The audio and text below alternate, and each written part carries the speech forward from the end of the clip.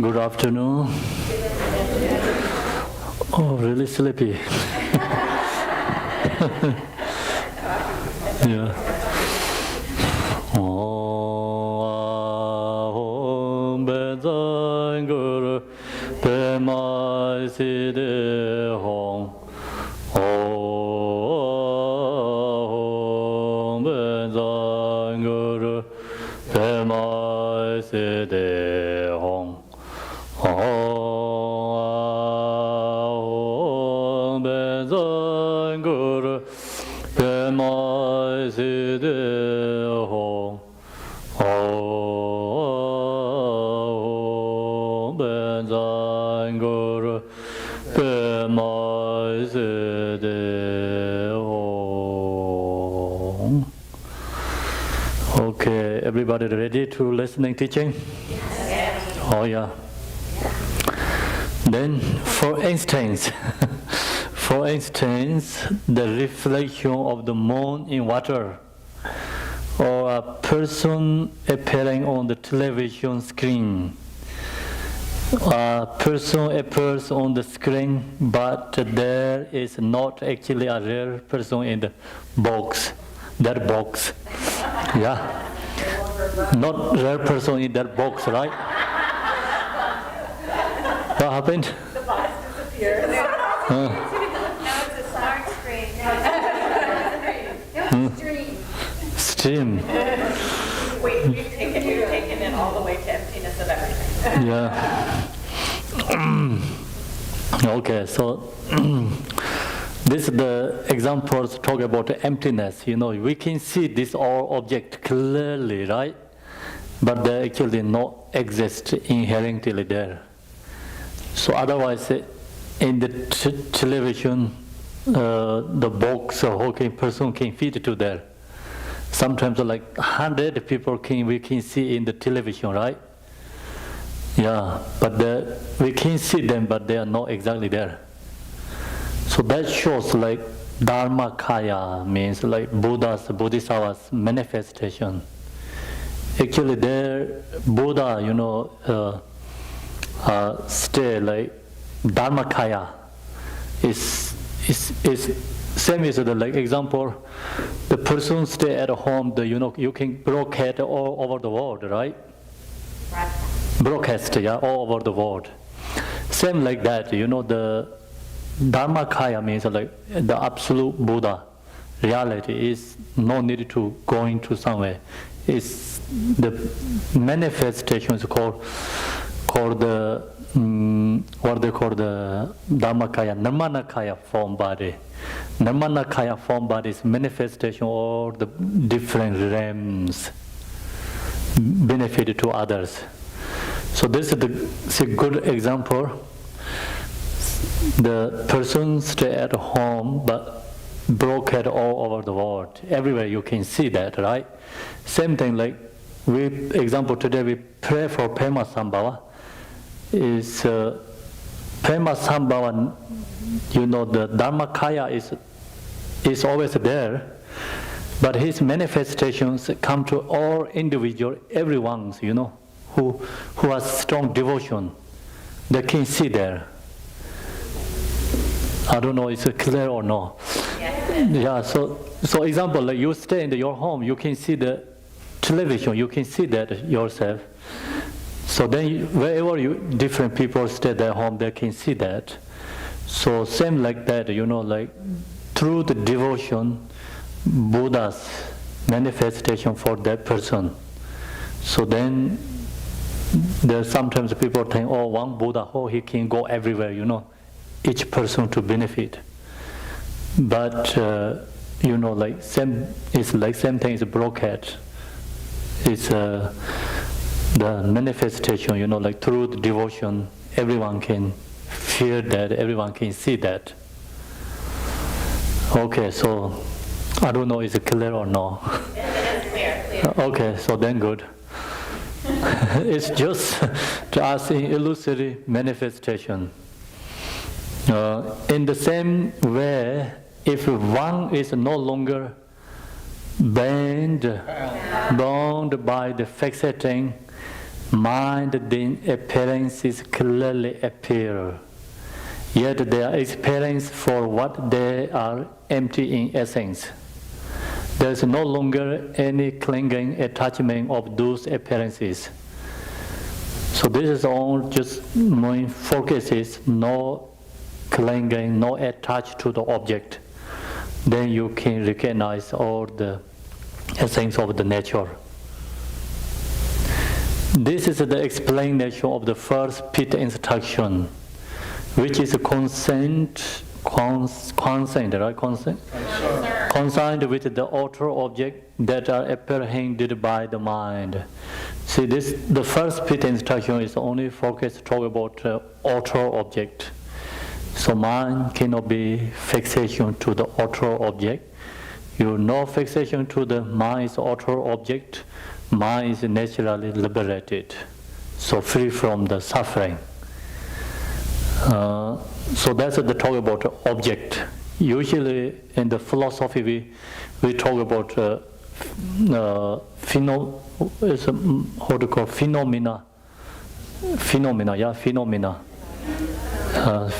So phenomena, then philosophy like talk about the laws, each object, you know, the using the logic, use the logically proving not exist. But in Pith instruction means we don't use the logic, we know investigation that. Just talk about directly mind, how to free from that object. So that's what Pith instruction means. Then when there isn't any fixation to these appearances, then the fixation to outer appearances are purified. If one can meditate in this way on appearances without fixation, the appearances are purified. So now we understand, right? Purify means like no attached to that, no clinging to the object, no fixation to the object. Even you seeing clearly, so then mind is not stuck with that, then become purified. Okay, so the second instruction, so that's the first one. Now we go into the second one, the second instruction. The second Pith instruction is the purification of the inwardly apprehending the mind. Inwardly apprehending means like talking about the mind, right? Subject.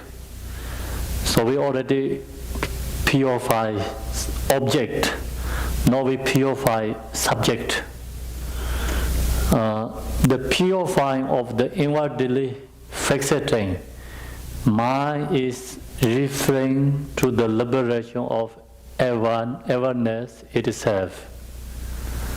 If one releases fixation on whatever arises in the mind, the mind itself liberated. So actually, you know, with no fixation to the object, mind is naturally released, liberated. So then we have to know awareness. Not only the attached to object, but we have to know, we have to recognize mind nature. So what is fixated on within the mind? The mind grasps at the concepts and the discursive thoughts that arise in it.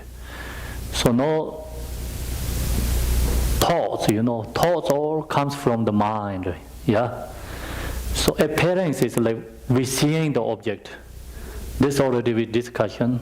So no, these thoughts, emotions, they come from the mind.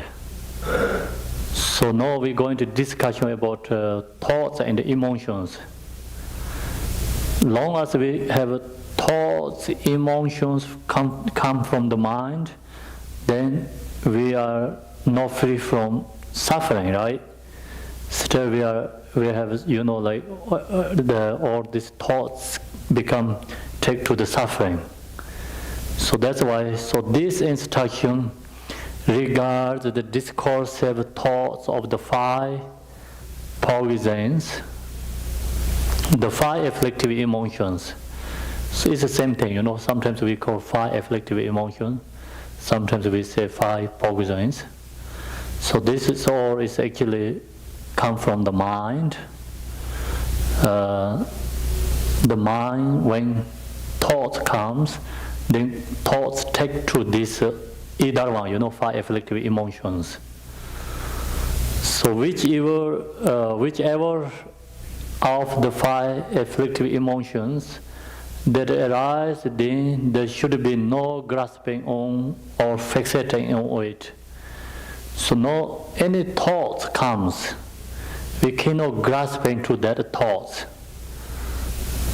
So the different, right? This morning we're talking about object, not we're talking about the thoughts and the emotions. The mind, thoughts is always appeared and comes. Thoughts, we are told this morning, we cannot stop the thoughts. If we try to stop the thoughts, then called agitation, mind is become more, thoughts comes. So that reason we cannot stop the thoughts, we cannot reject the thoughts. Any thoughts comes, we cannot grasp into the thoughts. If grasping to thoughts, then called become fixating on it. Then it causes emotion. So no clinging or holding to that afflictive emotion. For instance, with the afflictive emotion of anger, if one doesn't grasp at anger, then it will not disturb the mind. The afflictive emotion has many different kinds, but it's usually we talk about the 5 poisons. So another is anger. Anger is, long as we have anger, we never get peace and happy. So then try to reduce anger, you go to object. So you cannot reduce anger, right? So that's why Shantideva, maybe you read his book, it's Way of a Bodhisattva. He's really good, the example he talk about that, you cannot cover the all earth. So that means you cannot subdue like anger to object.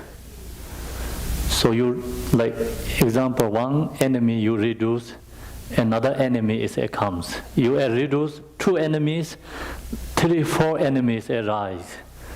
So of course, an individual person cannot do that. Even government cannot do that, right? So U.S. is the most powerful country, but try to reduce some, enemies, but then comes more than another place, more than that. So that's why Shantideva said, try to reduce anger, look for object, then we try to cover for all earth, carpets cover for all earth. We cannot cover that, right? So he said, put in the shoes, your feet. So then same is covered all earth.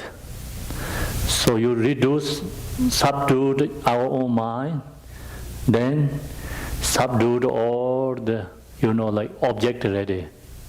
Ready means all, object is become subdued. So here is the same meaning.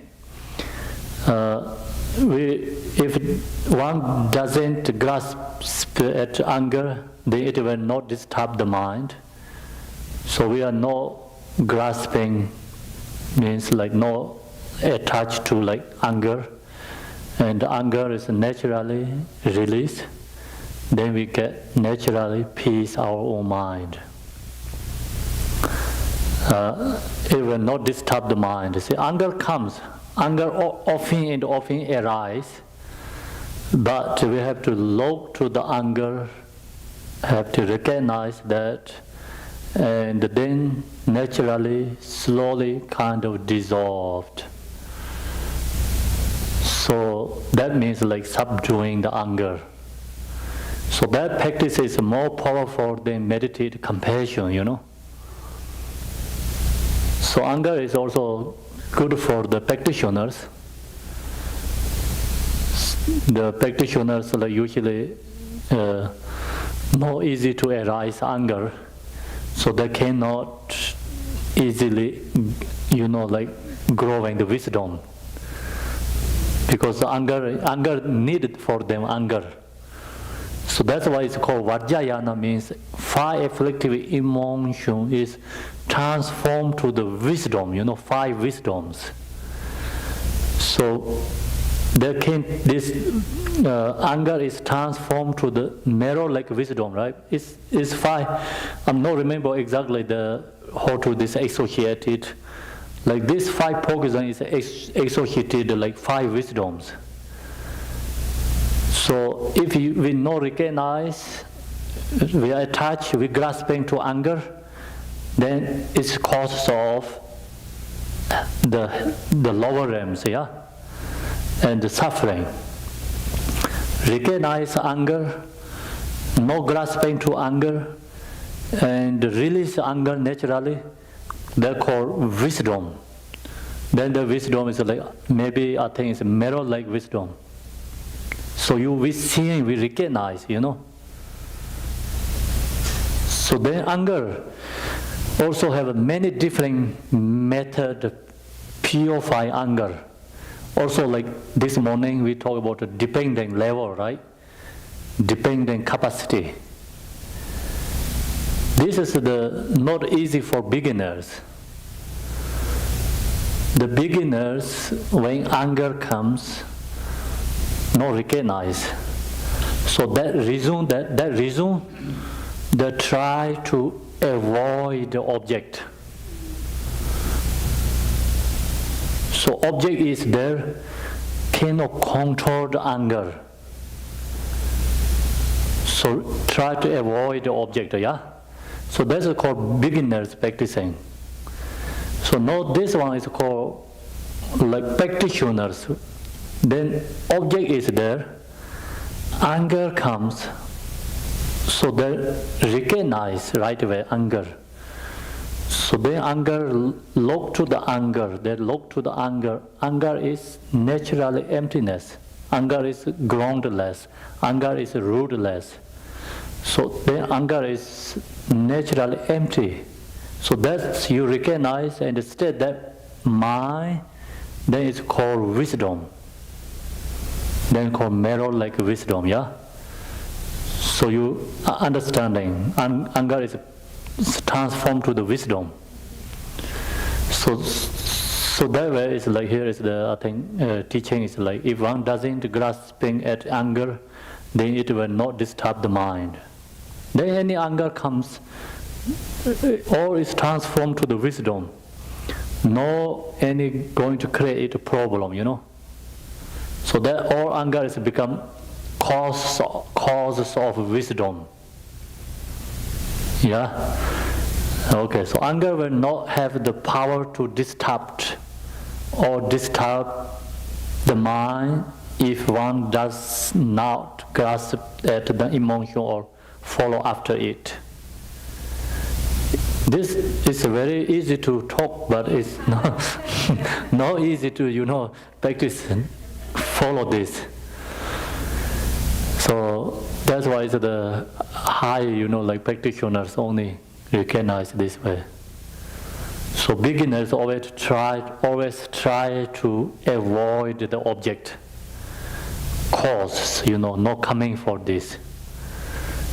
The practitioners, so no problem, anger is good for them too. It's also Buddha, when he gave this Vajrayana teaching, is one king in India, he talked to Buddha, he recalls the same is like this way, Pema Sambhava, old woman, he recalls to Pema Sambhava, right? And in India, Rajigar, one king, he also recalls to Buddha Shakyamuni. So he told Buddha Shakyamuni, I don't want to give up my kingdom, I don't want to give up worldly activities, and I cannot become monk. So you give me some, like very special teachings. Not for same as the monks follow, Vinayana rules. So then Buddha, he talked to this Vajrayana teaching. He said, as your kingdom has lots garbage, garbage. That time the garbage is no same as this time garbage. This time is lots of chemical things, right? That time is like mostly is come from human beings or animals. So the garbage, but bad, but it's not chemical. And the kingdom has a lot of like that, It's kind of what they call landscape. Usually garbage or put together, what they call the place? Landfill. Okay, he said, your landfill is so bad, so dirty. So Buddha said, this is the same as emotions. So you can use this, put into your field, field, right? Farms. Field, yeah? In the field. Then the oil is become causes of organic food. Organic food comes, right? Organic food. They're also good for land, good for land. The farm is very good, soil, yeah, it's soil for that. And it comes good crop. So Buddha said the same is like that. Vajrayana, his teaching is transforming, Emotions no need to throw away. Emotions you have to transform to the wisdom. So then he said, even you don't have to give up your kingdom, So you stay in the kingdom and you can transform to like his emotions. So that teaching is called Vajrayana teaching. Okay, so we can say like recycling, right? Recycling also kind of like that. But recycling is exactly not so good example. That is like, see the human beings and the animals that put in the fair, it's become soil, right? Soil. Good for land and good corruption. That's the good way. So, how to call? Fertilizer. Right. So without that, usually the field didn't get the good crops. Right now they put a lot of chemicals. So if you really want organic food, if you don't want to put any chemical there, right, then you must use that. So then that's also become transformed to the, good food, right? Nutrition food. So same like that, anger will not have the power to disturb. Means like then this all the like garbage, landscape or that, then it's become transformed. Disturbed or the mind of one does not grasp at the emotion or follow after it. One recognizes that whatever emotion, whatever thought or concepts that appears in the mind is empty of inherent nature. So then usually any emotion, whatever comes, thoughts or emotion. So we have to know that. So then you know that and look to the mind, and then all the thoughts are naturally emptiness, empty of inherent nature. They don't have any essence. That it is not actually different from the essence of the mind itself. Means then I think this also thoughts, emotion also dissolve to the mind, right? Yes? Okay, so they're not different from the mind. So this also, analytical meditation talk about mind, thoughts, emotion, like mind, thoughts is the same or different? What are you going to say? Difference? Same? So both are incorrect answer, okay? You say same, also incorrect. You say different, also incorrect. The reason is like emotion mind is different. Then, so in this table has emotion because it's no mind, right?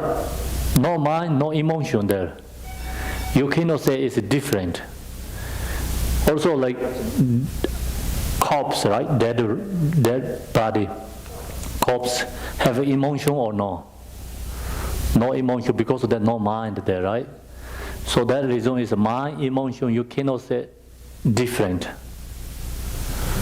and you cannot say emotion and mind are same. The reason is mind, emotion simultaneously together, comes. If the same, they cannot be together. Like same means like same together is like it's different, not same. Yes or no? When we have a mind, we have a thoughts, emotions together, right? So that means like of course the mind, emotion, like mind comes first, then emotion, then mind, emotion, not like that, yeah. When we have a mind, always there, but emotions comes goes. So when you have mind, that time has emotions together. So that means they are not same, because it's simultaneously separate there together. Same time separate there. So now what happening is cannot be different, cannot be same. The meaning is these thoughts and emotions investigate, you cannot find separate and cannot find the same. Because it's emptiness, empty. No exist. It is emptiness. If the permanently, inherently exist, these thoughts and emotions, then must be separate from the mind. Then we have to can find something, that's come from the source of something, right? But emotion and the thoughts, or its emptiness, interdependent, they are not independent. Emotion and thoughts, if they are independent, then without mind, they always comes, right? Arise. But emotions is interdependent. They are not independent. Interdependent means emptiness. You investigate, use logic, cannot find anything, just going to emptiness. So that reason is here. In the mind is empty of inherently nature. So all the emotion thoughts come from mind, but it is empty. They not really independently exist. That's why empty of inherent nature. That it is not actually different from the essence of mind itself. So we cannot find different from the mind, emotions, and the thoughts. Awareness itself has the nature of emptiness. Just so, whatever appears in the mind, all of the concepts and afflictive emotions are also endowed with the empty nature. So whatever appears in the mind, all of the concepts and afflictive emotions are also endowed with the empty nature. So it's all going to subsumed, like become into the empty nature, right? They don't have any independently essence. Make sense or no?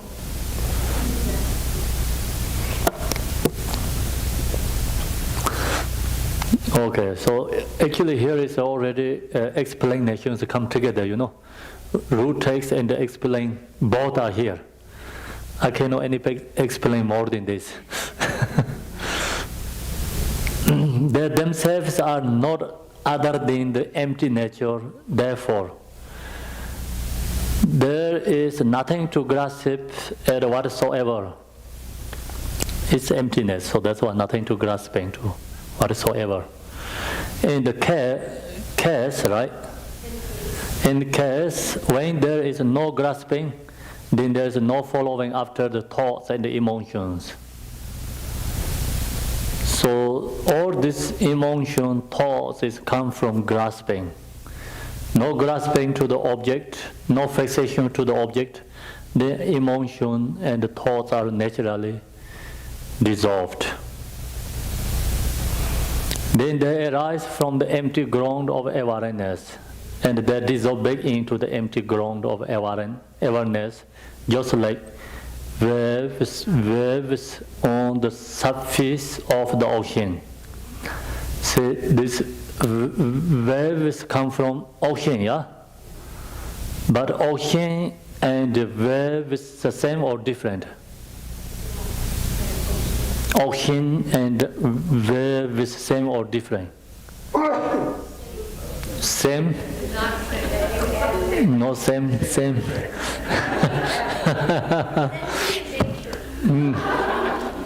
So, see, some say same, some say different means not really same, not really different, right? So we cannot say the same because we can see separate, and we cannot say it's different. The reason is without ocean, no waves there, right? So that's why not separate and not same. And the ocean has many waves, but their waves are not any different than the ocean. The waves arise out of the ocean and are of the same nature of the ocean itself.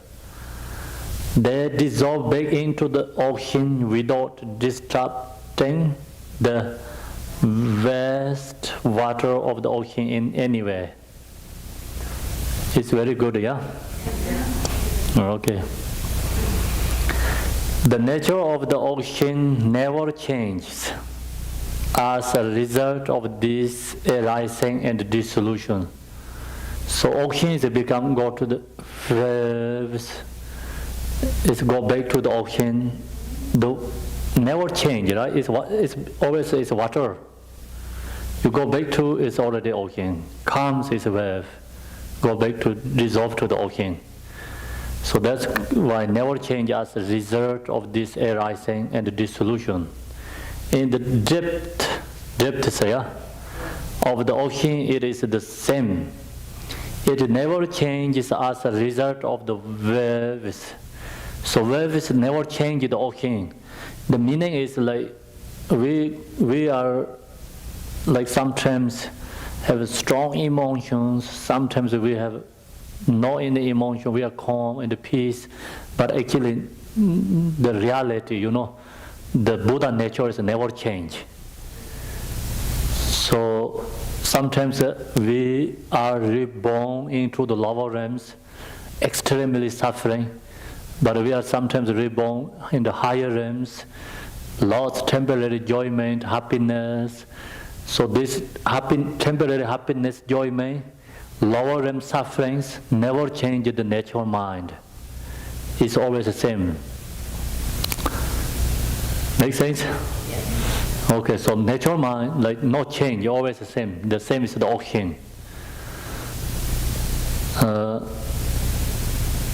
Also, like sometimes we say, we practice a compassion, so mind is like we think is a change, but actually natural reality mind never change. The same is the sun, sun today, raining, clouds, sun is a change or no? No change, this never changes. Sun is just same thing there, If you fly to above the clouds, sun is shining. Same thing, my nature is always there. The awareness and the mind, like how to call the awareness and the wisdom, the actually pro-motor wisdom, pro-motor, right?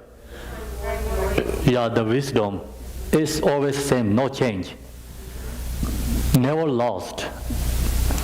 In the depths of the ocean, it is the same. It never changes as a result of the waves. So then you understand this. Sometimes we say, oh, he is so good person, he is a bad person. We only like selfish talking about it, yeah? So nature is never change, it's the same. We're not talking about the nature, we usually seeing the surface, right? Surface, yeah. Nature is always the same, never change of the waves. In the same way, we have all of these waves of awareness that appear as thoughts and afflictive emotions. So then this, our mind nature comes, all these thoughts, emotions, same as like ocean come all these waves.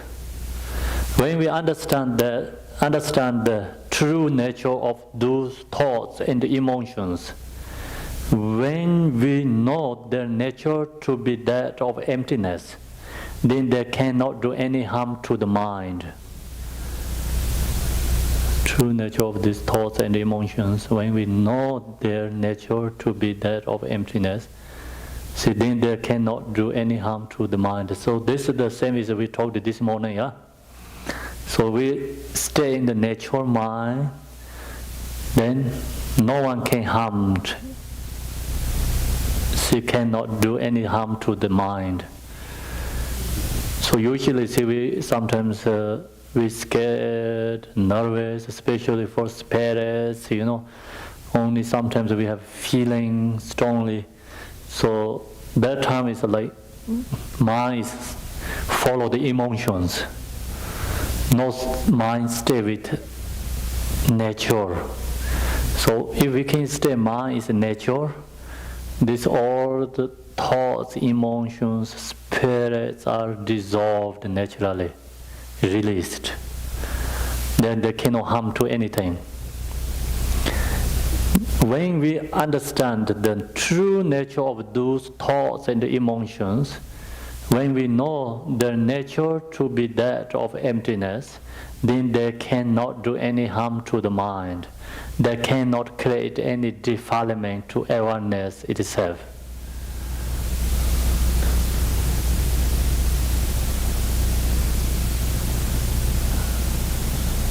Okay, so this makes sense? It is really clear, yeah? Okay, therefore, the afflictive emotions and the discursive thoughts are purified. They are liberated in their own place. So now the liberated in their own place means we don't have to find any solution to purify it. So this meaning is like, we have anger. So then try to find some solution. So that's also like good thing, but compared to this practicing, then that is also wrong.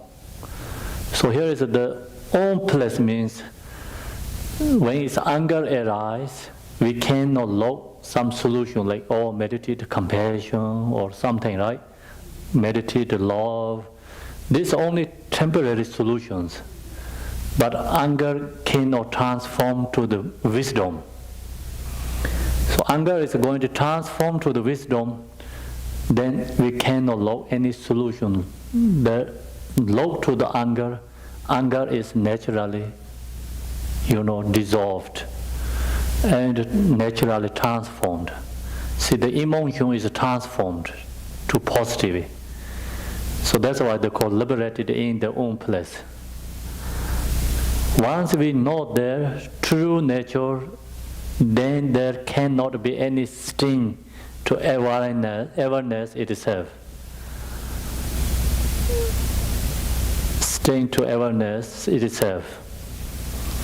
So in this case, what we are referring to is that this discursive thought and afflictive emotions are liberated as wisdom, as the wisdom of intrinsic awareness.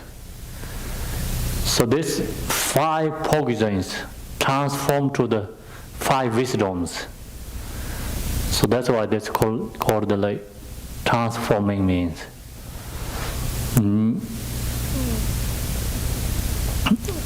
What caused this to occur, right? Occur is simply recognition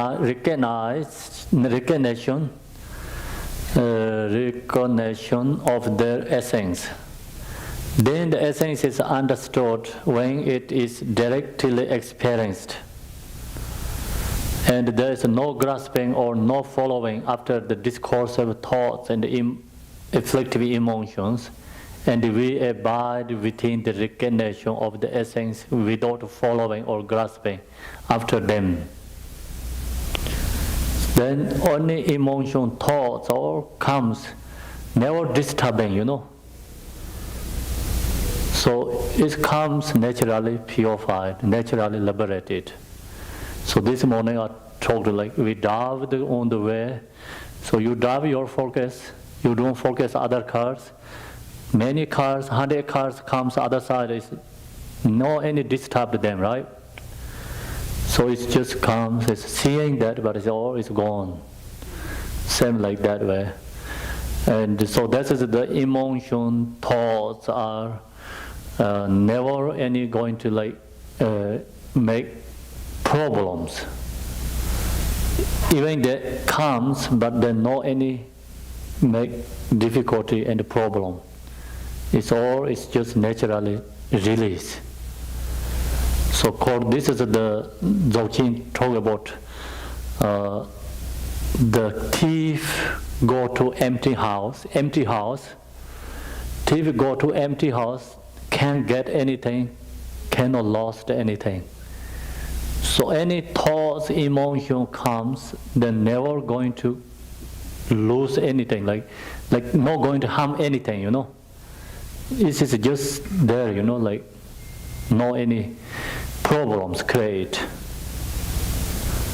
So same like that. And we abide within the recognition. So that's the important is we have to recognition of the first thoughts, emotion. Then also recognition of the essence without following or grasping after them. If we don't recognize, then mind follow the very small tiny thoughts first, grasping to that. Then that small thoughts take to maybe thinking about some little bit, some small, very small tiny thoughts take to bigger thoughts. Then they take to many more thoughts, then cultivate the thoughts, emotion, right? So the problem is we not recognize. If we recognize, then thoughts comes, have to live to naturally. Not finding any solution, recognize, then you don't try to push away, try to not stop. No any try, if you try to push away, there also problem. If you accept, of course, it's a problem, then you follow the thoughts.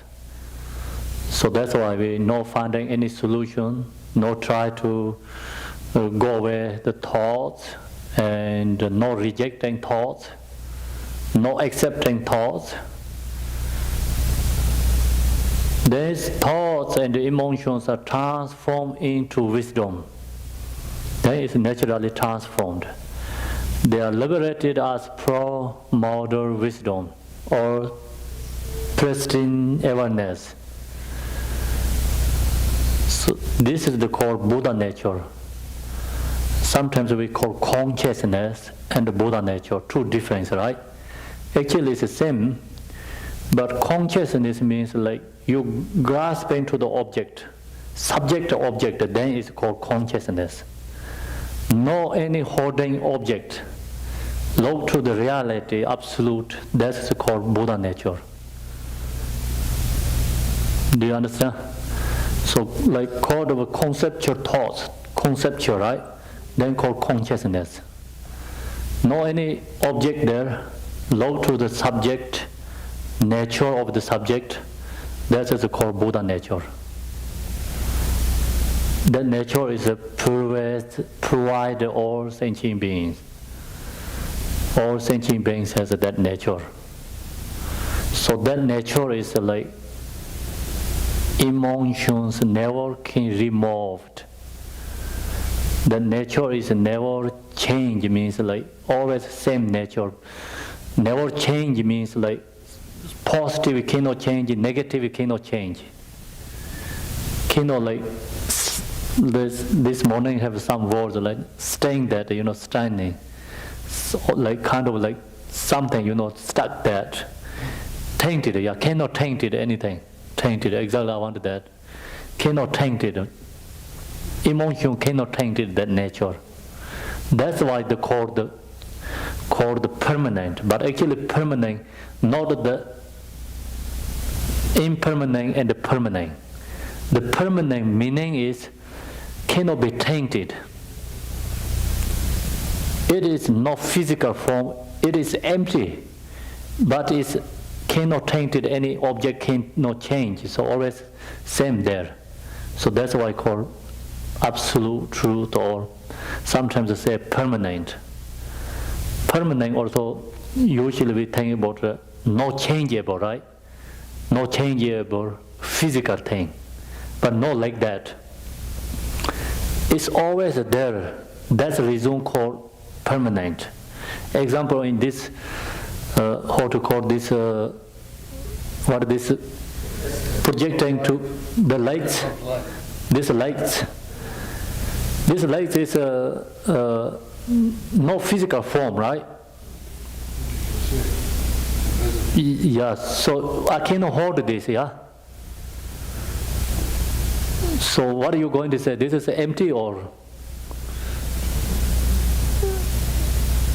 So I cannot grab this, right? That's why I call empty. Empty is we can see it clearly.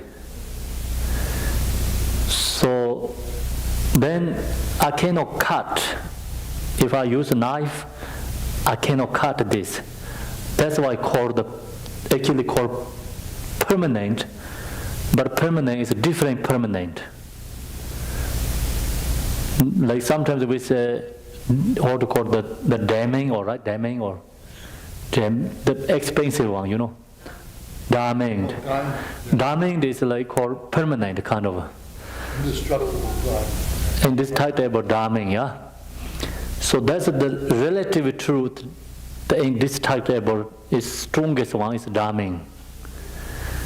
And so that is called permanent.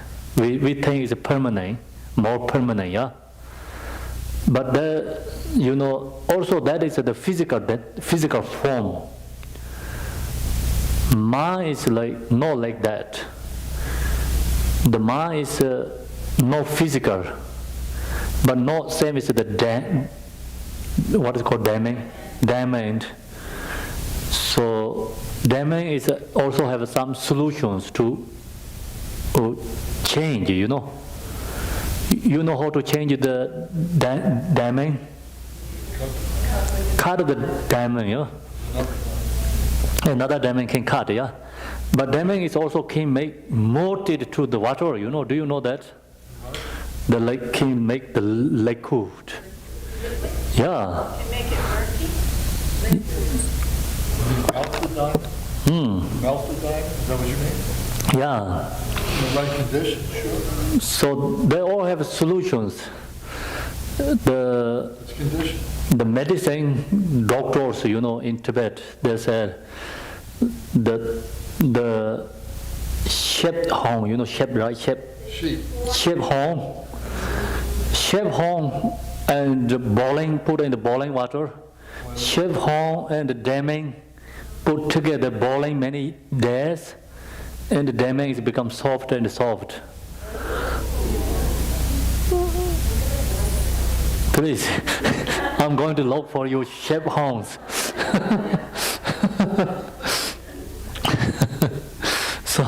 so see, you know, all the object is like usually we talk about permanent, but they are relatively permanent, but they are all has solutions, right?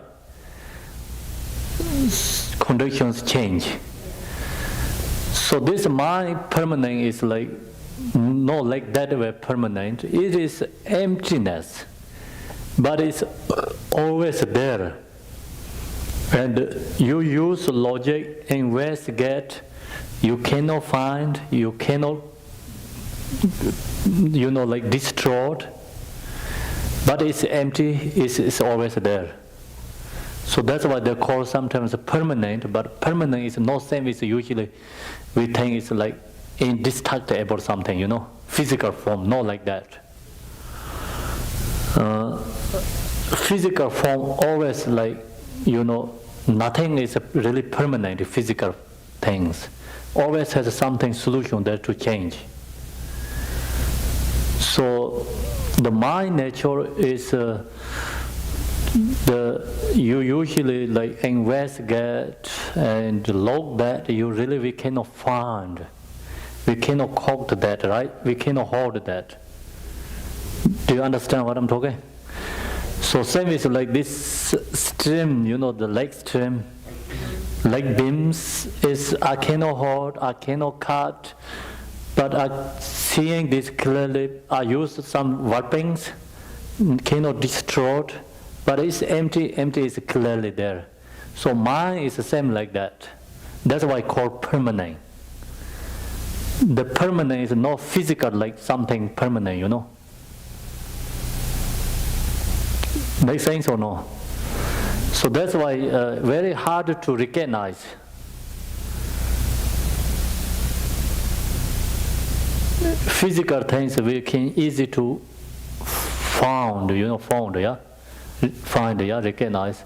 See, mind, you know, mind you investigate and use logic because it's cannot any located your whole body. Any place you cannot find that. So it's called emptiness. Buddha said, thousand Buddhas never find the mind. Means like never find physical anything. You investigate, you cannot show on something, you know. Okay, this is mind, like no one can show that. No one can find. But mind is like samsara and nirvana is always come from the mind. See, this projector this all words is come from this lake stream, you know. But lake stream is cannot really hold and cannot show anything, yeah.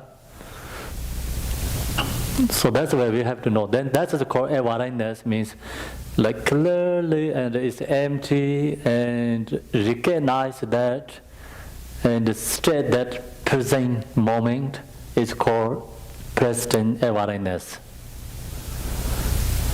So you state that moment, then you stay in the nature. Usually mind is always past or future, not the present moment. Right? We always think about mostly is go to past or future, not the present moment. So liberation and promoter wisdom are synonymous. Synonymous. So hard to read, this is synonymous. They are the something because same thing because liberation itself is wisdom. Then this occurs, it is said to be like entering into an island of gold. If you arrive at a golden island, then everything there is gold. There is no ordinary earth or stones to be found there. So same thing, you then one that you all emotion thoughts transform to the wisdom, then cannot find any thoughts and emotion like it's everything is become wisdom. Means everything is like transforming, or any thoughts, whatever comes, never take to the negativity. It's all transformed to the positivity. There is no ordinary in or stone to be found there. Similarly, when one recognizes the empty essence, then there is nothing but wisdom. Everything is become transformed to the wisdom. So this meaning is thoughts are still arise, but thoughts is always transformed to the wisdom. See, this morning I talked, firewood is put in the fire, Like fire is not so good, then put firewood, it's become smoke, right? So that means like we emotions can not yet transform to the wisdom. So you put more firewood, then become more smoke, right? See, fire is strong, then all firewood is like just going to make bigger fire and a bigger fire. Same thing, like any thoughts, emotions, all is go to the empty. So that means become all is going to the wisdom. There's no potential for defilements or obscuration because understand the empty essence liberated everything. Everything simply becomes the nature of wisdom, meaning that there is no longer any trace of the conceptual mind, of discursive thoughts or of afflictive emotions. So all is whatever comes is transformed to the wisdom. So wisdom is, we understand, right? It's empty and awareness. So recognize the nature. That I have one question from live streaming. He asked which Tibetan word is being translated as awareness. How do you say it? awareness, tenshi. Yeah, tenshi.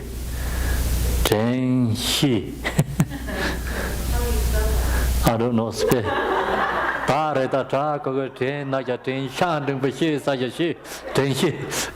Spelling, I can tell you Tibetan.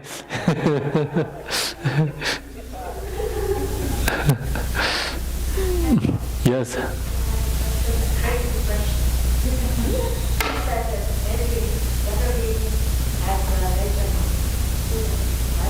Who has? Yes, sir. Suppose, this is the suppose all social beings disappear. That nature mind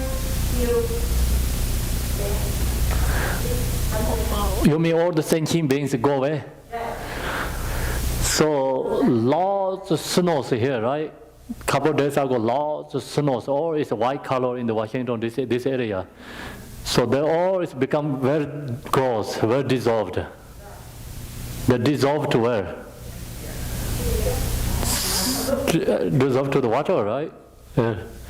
So then they dissolve to the natural state. So all is gone.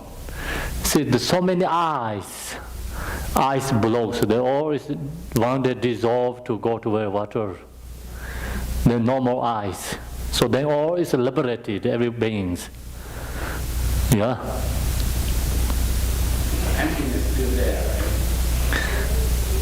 right? Empty nature is like nature is of course this ice block is moved to water.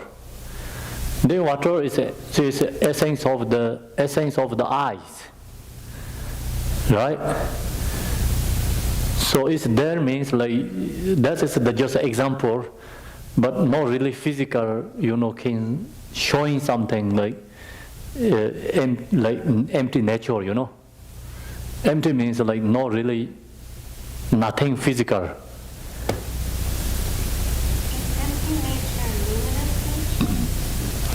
Yeah, it's luminous means like, see this light stream is, luminosity is clear, is empty, yeah? This is inseparable called luminosity. It's inseparable. Yeah. Awareness and emptiness inseparable. Awareness and emptiness is inseparable. So that's called the luminosity.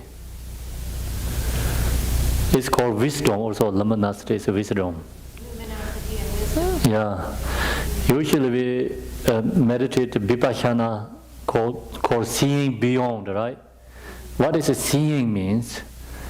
You meditate like mind stay empty.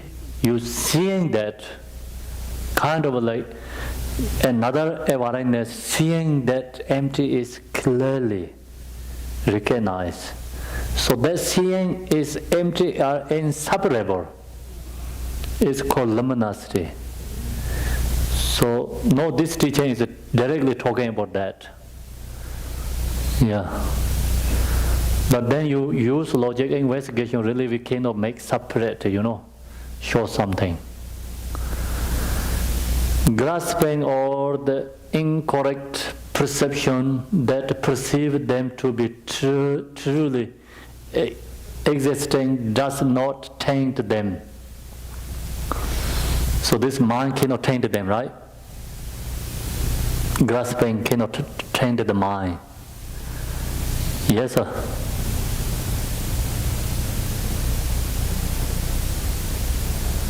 Therefore, it is not discursive thoughts or conceptual thought that cause karma. It is not discursive thought. It is not discursive thought or conceptual thought that causes karma or that become an accumulation of karma. So what is this one? It is not discursive thought or conceptual thought that causes karma. What is this meaning? That causes, Next slide. that discursive thought or conceptual thought does not cause Or does not cause karma. Yeah, because it's, dissolved to empty. They cannot create the karma. Yeah. Cannot cause karma, yes. So is it action that causes karma? No, like, Fixing. no fixation to object, mind. Huh? No fixation, then any thoughts or conceptual cannot create the karma, right? See, here is so we have to log this one. That doesn't mean that discursive thought and afflictive emotions don't arise. That they arise still, yeah? Right. Yeah, but that grasping or the incorrect perception that receives them to be truly existing does not taint them. Okay, so therefore it is not discursive thought or conceptual thought that causes karma or that becomes accumulation of karma. Okay, and so in that way, There is no karma creating discursive thoughts to be found at all. Because the empty essence is seeing. Because the empty essence is seeing, there is no fixation. Yeah, no fixation. Then cannot create a karma. Okay. For as long as the empty essence is seeing, then there is no fixation, then there is no karma created. Therefore, thoughts are liberated. All thoughts, whatever arise in the mind, become the nature of wisdom. So then any thoughts comes is become wisdom. No fixation on the thoughts. What is going on? I was saying, if you murder somebody without an unfixated mind, does that mean you don't get any karma? Murder of someone? If you kill somebody, Yes. but you're not fixated on killing them, you just kill them. Just happen. And there's no karma?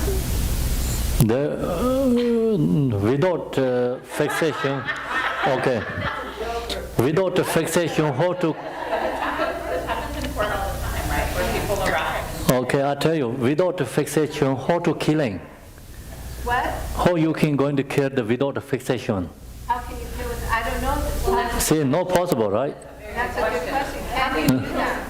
Right, I mean, if it's accidental versus an intentional act. Well, that's true. Yeah, but your mind has a thoughts like killing or no killing, so our mind is no like kind of that realization, you know. We don't have that realization, then killing is always a killing. Yeah, but you could hit someone in a car and they could die. Yeah, but then you have a fixation in your mind. Even you know seeing that you care that, but you don't have this kind of realization. You don't have realization. Like when you have realized, then killing is not exist.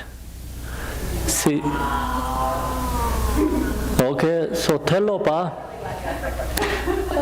when you see the Naropa, see he looking for Telopa, right? In these two, in the second two pictures, not the first blue one. The second, like one is these two, so Telopa and Naropa. Naropa, he is the Nalanda University teacher. He is the like East gatekeeper. Gatekeeper means like you must be like top philosopher. So that time it's all directions like have to stay, the top philosophers have to stay each different directions. Because you have to stay that anyone come that direction, you have to debating and you have to like, you know, subdue them. Teaching and debating, right? So that time no Buddhism and the Buddhist always religions is like not physically fighting, they're fighting for knowledge. So debating. So you lose that, they already come into your university, you know. So that's why you have to, like same is like, you know, armies, right, no stay in the protected country, right? Same thing, top philosophies have to stay 4 directions. So he is the East gatekeeper. Then he has Vajra Yogini prophesies him. And you have to look for teacher Naropa. So then he give up his possession and he looking for Telopa everywhere. So he looked many places, but Telopa is always there because he is Buddha, you know. Same is like Dharmakaya. It's like right away you can be there, like same is a broadcast like television, yeah? You can, your mind is like connected to there.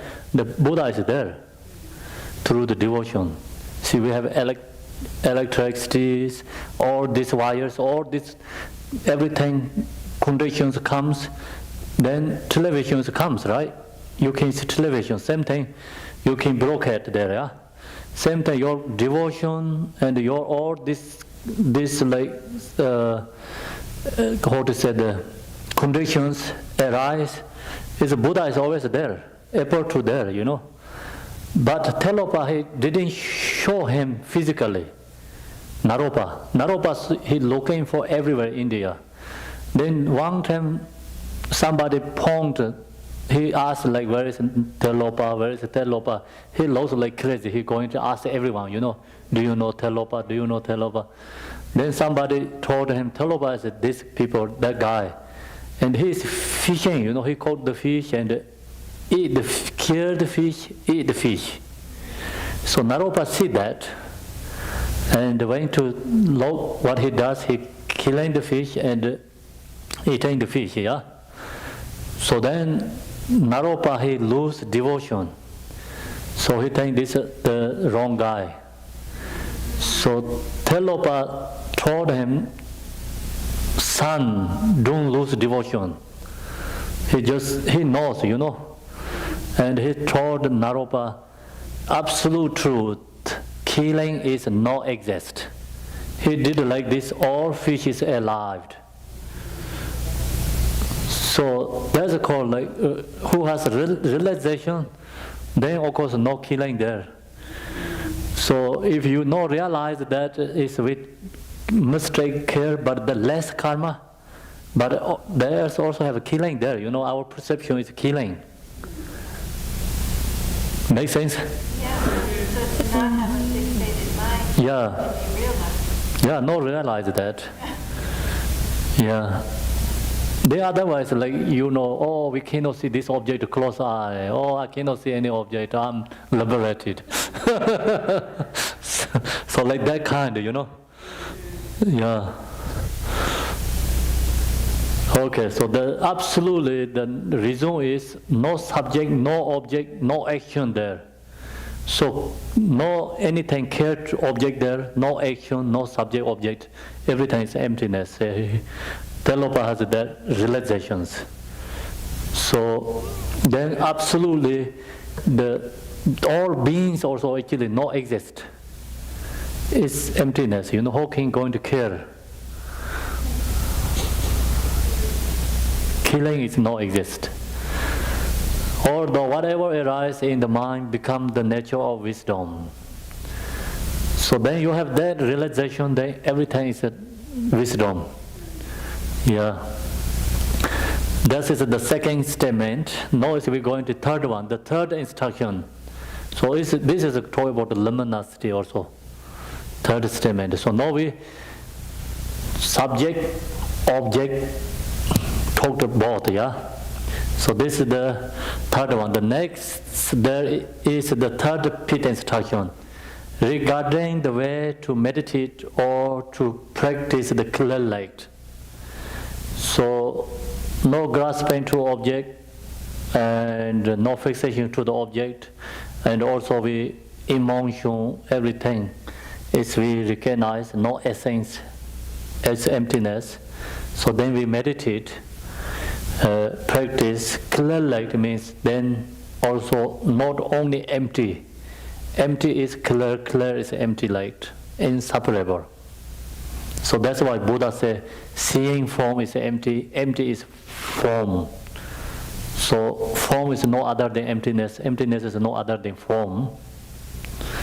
This Pith instruction is regarding the abiding of the mind itself. The true abode of awareness. Abode of awareness. So now the second statement, and this is a little bit different, right? Second statement is like mind, this emotion, thoughts all come from the mind.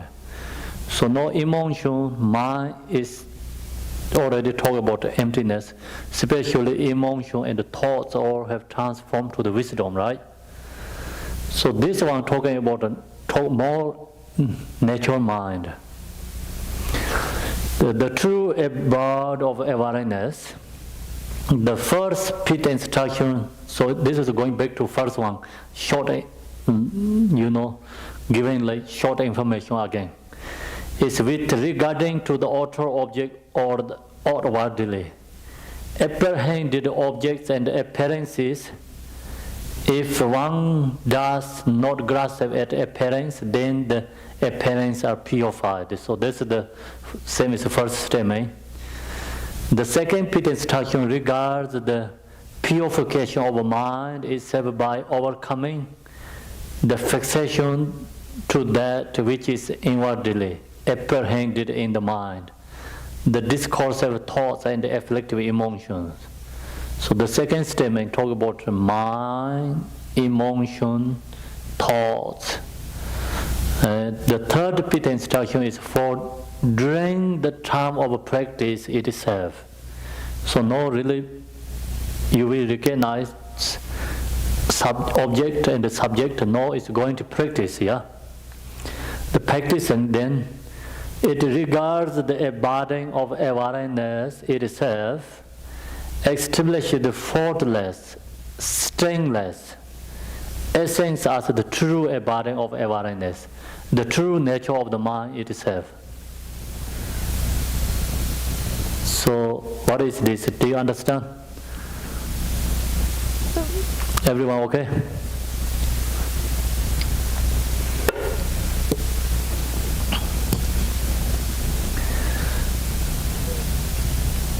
It regards the abiding of awareness itself, means like you stay in that meditation, yeah?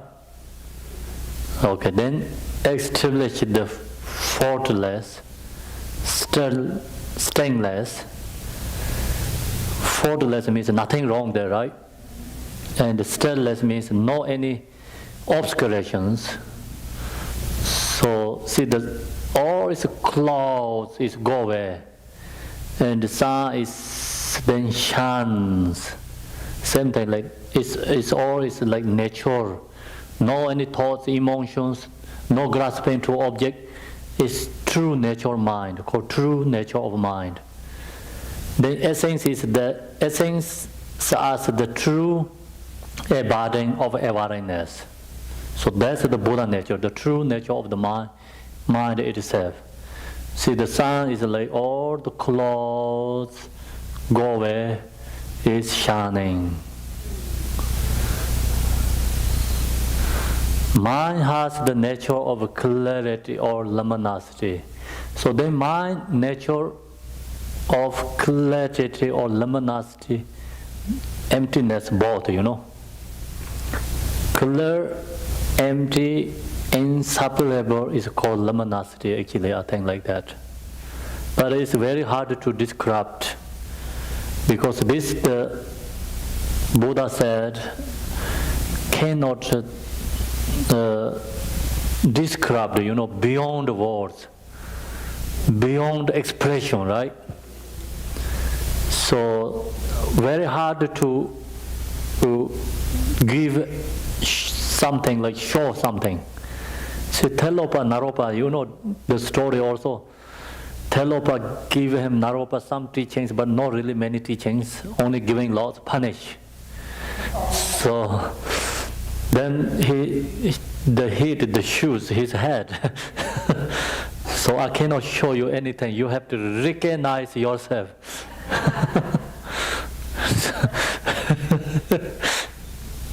So then he comes. Okay, that's it. You know. So it's only the like we example, you know. Example like show that, but example also cannot really describe the natural mind. So you're going to, if you study Buddhist philosophy, Mayaminka school, then the Chandrakirti, Nagarjuna, they always talk about nature, absolute truth is cannot show for, you know, someone. Only can example, you know, describe like only the just examples. Same is like finger pointing to the moon. So then some no sharp students, like they not look to the moon, they look to the finger. So that means look to the words, not really look to the reality meaning. So that means like this only like showing like finger showing to the moon, but this word is the same as that just looking to the top of the finger. its meaning is like very hard to throw, you know. That's why it's beyond the words, beyond the expression, right? So recognize our own experience. So through the meditation. So then sometimes empty means like nothing or empty. Clear means same as the sun. Not like that, you know. It's kind of hard to describe. So cannot attach to the words. If you attach to the words, you know, look to the moon and looking to the finger, you know. Same like that. So therefore, it is the union of clarity and emptiness. So now what we have to know, union of clarity and emptiness means all these forms, what we're seeing, is clearly we can see, but no any essence inherently exist. Same thing, mind is clearly recognize all this object, but mind is empty. No any what to say, like kind of a object, like kind of physical thing there. No inherently exist. It's already like free from the thoughts, free from the lot of things, everything free from, you know. Hard to describe, but anyway. And emptiness. First, my English also cannot describe because not enough. And it's also, even Tibetan words also not enough to describe this. Clarity or luminosity manifests as appearance. So it appears, yet the appearances are empty in essence. So there is the no-door union of clarity and emptiness. These are the natural characteristics of intrinsic awareness. So even though there is the display of awareness as luminosity, it is empty of any inherent nature.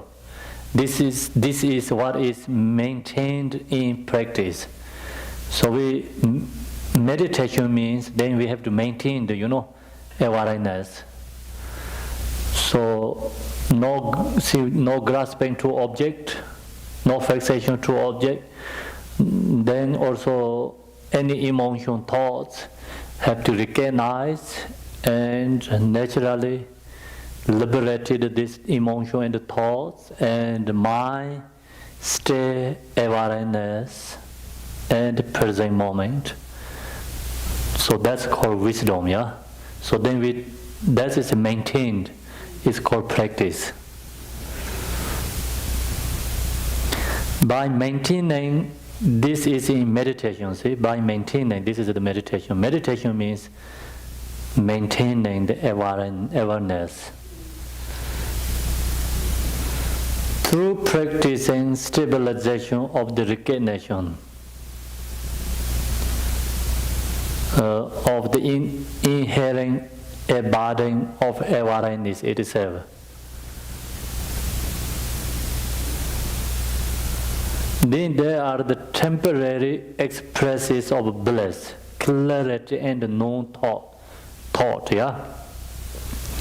Temporary experiences of bliss means, so now when we meditate in this mind, like, you know, maintaining this awareness, you maintain awareness, you meditate, then comes like bliss. The bliss is also temporary, you know, that is not my nature. Bliss is also good thing, but if you attach to that, then its meditation is wrong. Wrong means like you cannot through the doubt, yeah, cannot through the mind, cannot free from all this attachment. So when you are in this kind of state, then we cannot attach to positivity and negativity.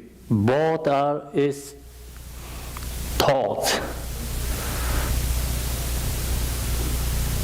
positive also thought, negative also thoughts. So we have to free from all the thoughts, means positive thoughts and negative thoughts. When you are in this meditation state, you think, oh, I'm going to do meditative compassion, I'm going to do generosity, something. That's also thoughts become. That is like when we are post meditation, then you have to do that accumulate, right? Accumulate merit. So during the post meditation, not in the meditation. In the meditation, these positive thoughts also is thoughts. So it is also then become like, attachment, experience of bliss, clarity and non-thought. So then this bliss is also meditators have some very enjoyment, something. And the peace and enjoyment, then that thing is like have realized something, attached to that bliss. So then it's become, meditation cannot be free from all this liberation. It's become stuck. So also this bliss is, if you have expectation to bliss when you meditate, then bliss also never ever arise or coming. Expectations block the this quality, meditation qualities. So that's the reason, like, no any expectation to like goal in the meditation. Of course, post meditation you have that, is okay.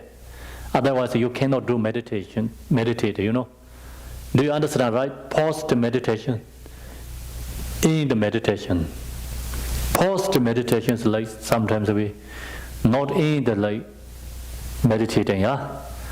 So usually other all the actions all called post meditation. Post meditation, after meditation. In the meditation, then you have to free from all these thoughts. Post meditation, you can have thoughts. You have more positive thoughts. That is all create good karma, So then there are the temporary experience of bliss, clarity and non-thought. So clarity also, then that's also the meditation's experience, clarity. So meditator also has sometimes clarity is like bright lights like this way, Everything is bright, like 100 suns shines, so clearly something going on. That also meditation's experience, but cannot attach to that too. Then thought, when there is not grasping at these three temporary experiences, then it becomes the completely perfected meditation. So three is like, we taught bliss, we taught clarity, another is emptiness. So empty is like, when you meditate, like kind of everything is empty. That also feeling is arise.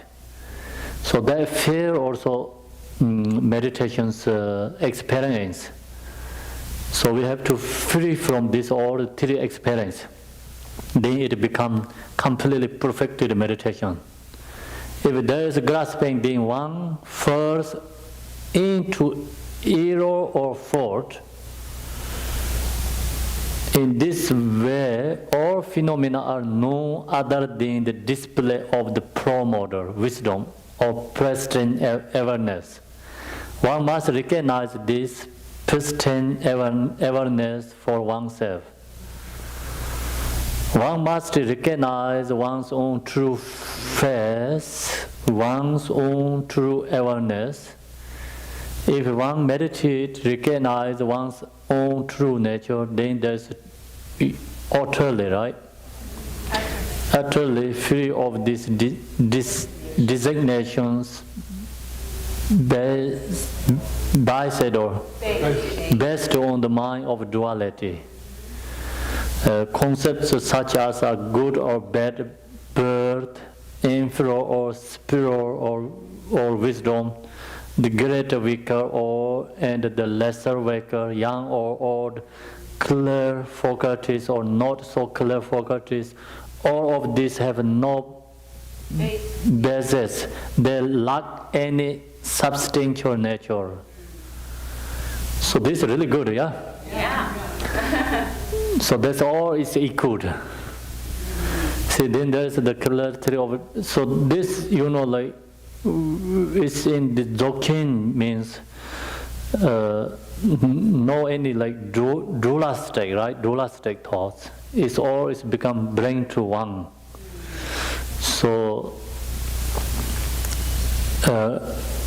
what it means designation means identifications based on the mind of duality. Yeah? That is all the duality. Yeah. See, judgments. So no samsara is all judgments. Yeah. So absolute truth is like unjudgment. Like that? Like non-judgment. Non-judgment, okay, non-judgment. And the concepts such as good or bad. So then there is like absolute truth that they don't have a bad or good, That's also delusion. It's no duality, right? Dualistic thoughts. So birth, inferior or superior wisdom. Then, of course, we talk about the great waker and the lesser waker. That's also is become thoughts. And dualistic thoughts, young or old, clear faculties or not so clear faculties. All of these have no basis. They don't have any basis. They lack any substantial nature. So then it's no any, like we cannot say my religion is good, your religion is bad, right? So then they cannot have any like caste, right? Caste system. It's talking about reality, no female and no man, no animals, like something, they always become same. No door, called no door. Like any substantial nature. See we have snow, ice, so many different kind of ice. They all is go to the water. Then you cannot talk about all. Some ice is like being 100 years. Some ice is like 50 years. Some is like 10 years. Some is 1 year, like that. Cannot any judgment, right? It's all ice. It's become merged to the water. Like that, yeah? Make sense? So we have a like conceptual thoughts or dualistic thoughts. Then we have all these things. So that's called dualistic thoughts, yeah. So then become no draw meaning is this all is become same, no difference. So that's the Vajrayana teaching, like Vajra Yogini. Usually we have a peg head, right? Peg. Yeah, called the soul or soul. So that's the symbolized meaning is for this. Sometimes we talk about the cigarette mantrayana means.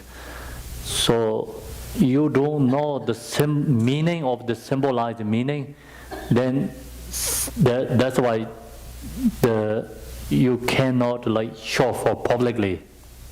You have to know the first meaning. Do you understand what I'm talking? Like example, Vajra Yogini has a sword, right? Sword like pig has. the pig is the worst animal. Worst animal. Worst animal. Yeah, especially I don't know in United States, but in Tibet, pig is nobody going to eat.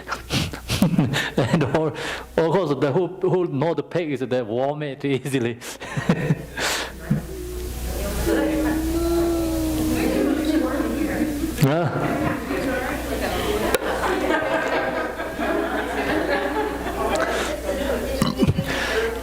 Yeah, the dirty. The meaning is dirty. When I eat first pig pork, it's couple days like cannot eat food. It's throw up again, because the remember the pig. He go to eat all this dirty stuff. So in Tibet, like no, this time is a change, right? Long time ago. Like even I say like when I eat pork first, it's a couple of days I cannot eat food. It's all throw away. Many people like that. The reason is that pig is so dirty, bad. Like all go into the like garbage, dirty area. They eat that everything, right? So no. It spoils very easily because of that. It's cultural.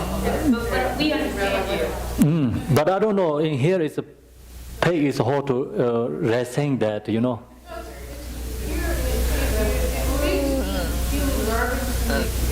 Yeah, the pigs eat humus, garbage, and all the bad things. We think is that so bad, yeah. So they eat that, and then no one wanted to eat pork. So it's dirty animal, yeah, very dirty. So then Vajra Yogini is the wisdom, the highest Yadam deity. So the Yadam deity has pig heads, and the second head is a pig. Then what people think is like in Tibetan culture thing is very bad, yeah, because pig is the perception is bad, yeah. But Vajra Yogini has heads of that. So then, what the reason is, the pork is the good symbolized meaning for non-dualistic. Because pig didn't recognize killing, clean, and dirty. But pig is ignorance, but actually, he don't recognize that, right? So that symbol, that not showing the pig is like wisdom to recognize that. But the symbolized meaning is absolute truth and no draw. That means like that is that state, absolute true natural state. They don't have dualistic thoughts. No dualistic means like no good and bad, clean or unclean. Everything is like we already told, is going to the wisdom. So that reason, yeah. So then this main point is like Vajrayana means laws symbolize meanings. So pig is bad, but its symbolized is no door. No door, yeah. And then you see the laws of tankas, and when you see these pictures, tankas like wrath for deities, union of the like Yav and the Yom, and laws, this kind of different object, right? So their symbolized meaning is absolute truth. These things not exist. And relative truth, our perception we think is bad. But absolute truth, they are not exist. These things no really exist inherently. This is all is our projection. Make sense? Okay, so that's why we have to know the symbolized meaning. And they lack any substantial nature. When abiding within the view that realizes the true essence, these all are understood to be of one single nature. Within the view that realizes the true essence, these all are understood to be of one single nature. So there is all is one nature. Thousand Buddhas all are one nature. All sentient beings has all as one nature. Then have not many different natures. That means one absolute truth only. So that's why in Buddhism has 4 different schools. 4 different schools: Satandrika, Vibhashika, Mind School, and Mayamika. So these first 3 is that didn't get absolute true nature. They said they are in absolute true nature. But Mayamika said they are only temporary state still. So that they don't have like many absolute natures, only one nature. So other philosophy, other schools, only temporary state. Okay, so that's we don't go to philosophy. Dzogchen not going to philosophy. All is understood to be of this very essence.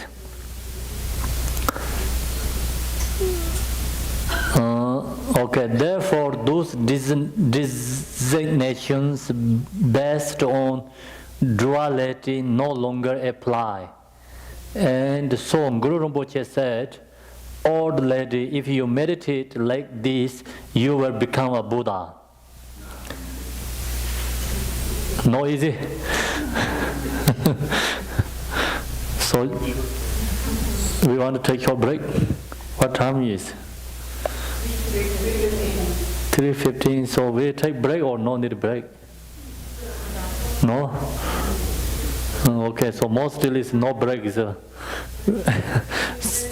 yeah, stay more. No need, I'm okay. Okay, so now if anyone sleepy, push this finger into the air. Close these 2 fingers, close these 2 fingers, close the eye. Push very strongly, okay? Cannot see any object and cannot hear any sound. So now we have to chant Om syllables, then you wake up. Push very strongly, close the eye. The pointing fingers put into the forehead.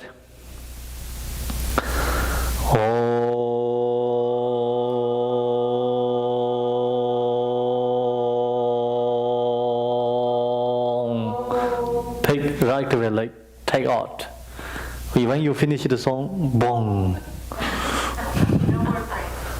No more break. That's the break, okay? One more. So you can these 2 fingers, right? And cover the eye. This pointing finger is put in the forehead, and the 2 thumbs put into the ears, and then we say, "Oh, it's much ever you can make the sound." And then when you finish, you have to take out all the everything, okay?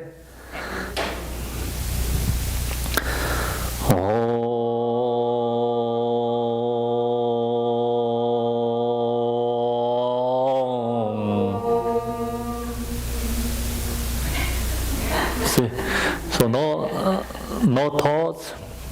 All is dispelled. So that's when you have a sleepy mind, and sometimes when you want to meditate, then lots of thoughts arise. So you have to do that. So the only temporary solution, okay?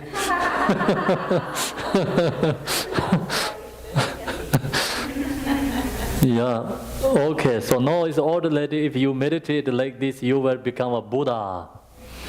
Already, if you meditate like this, you have no need for fear at the time of death. So then, because she do meditation this way, she is free from death. So that's why no need to fear of the death. See, usually we have fear, right? Fears. Where does the fears come from? Please give me answer. Where does the fears come from? Huh?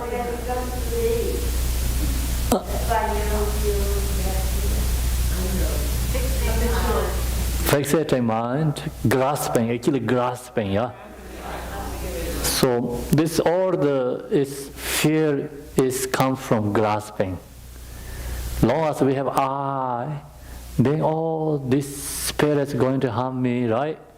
And like sometimes we are sleeping and it comes arise, then it's fears arise together. So this meditation become no grasping, then no I to fixation to that. So that's the reason it's free from death, free from suffering from death, free from the death.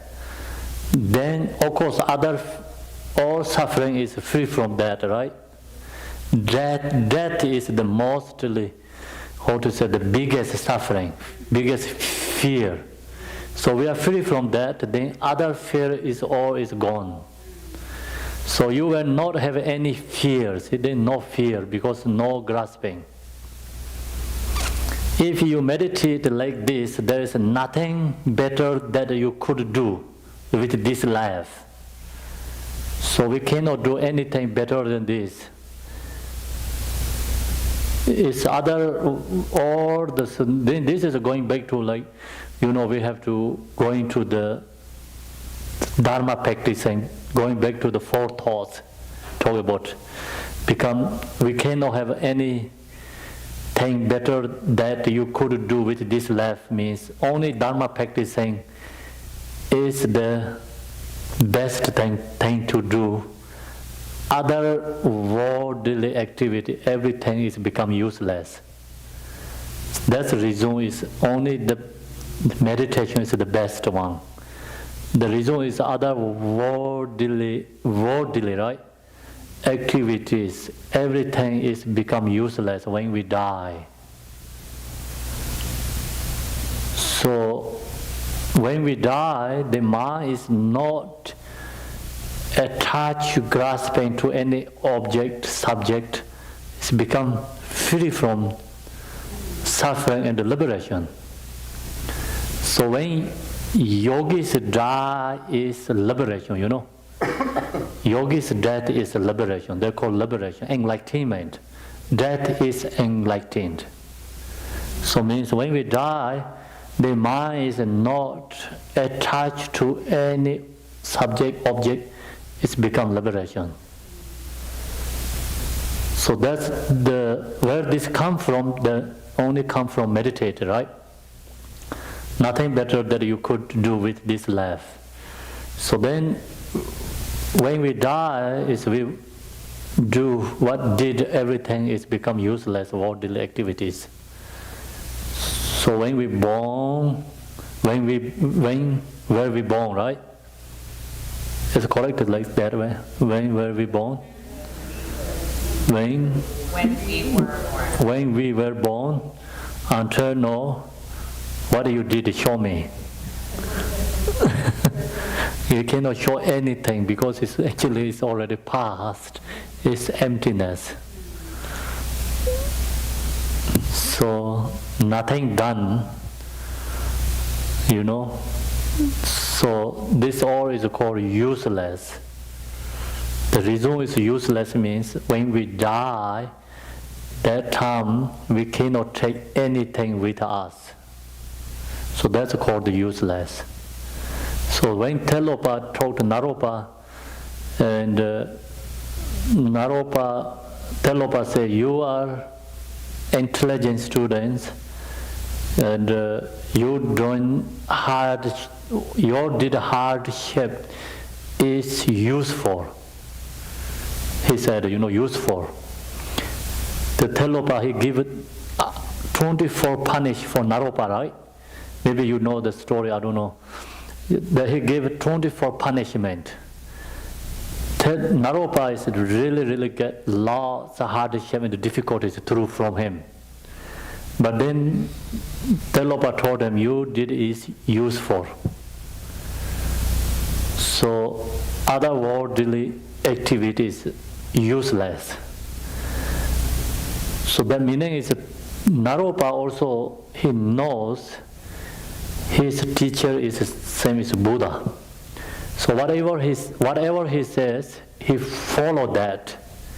He giving like suggestion, he says something, doesn't matter good or bad, he just immediately did that everything. Actually Naropa, Telopa give him Naropa hardship, it looks like no dharma, He giving lots, ask him to do better things.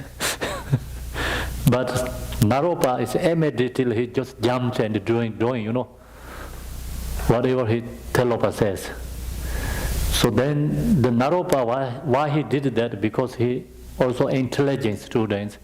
He knows what he doing, everything is useful, not useless.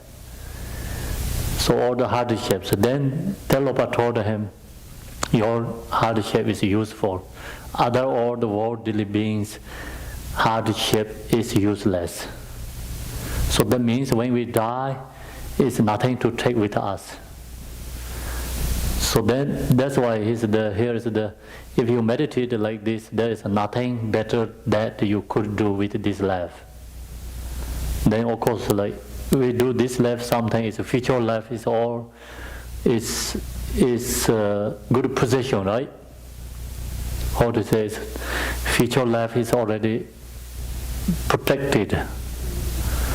Maybe we bought the good insurance. Yeah. Okay, so if you want to buy good insurance, wanted to use like many lifetimes, meditation is the good insurance, right?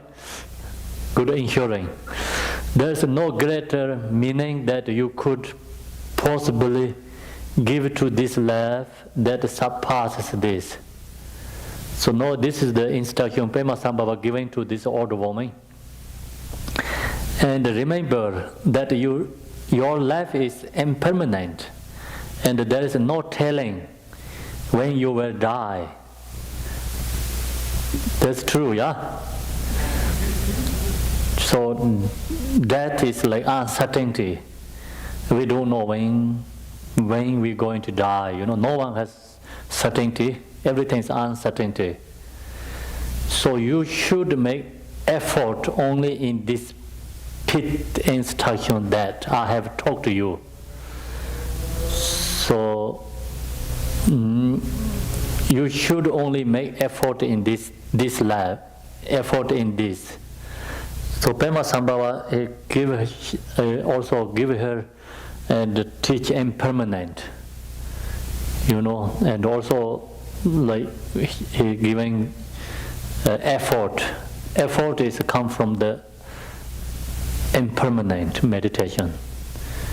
So effort, impermanent is introduced to kind of laziness, and then what they call many different words is there. I forget to lazy and something you want to do tomorrow. Procrastination. Put in the whole day, yeah. So that's kind of like it all has problems. So also usually meditation and the Dharma practice is not the first priority. Mostly people's first priority is of course the family and the job.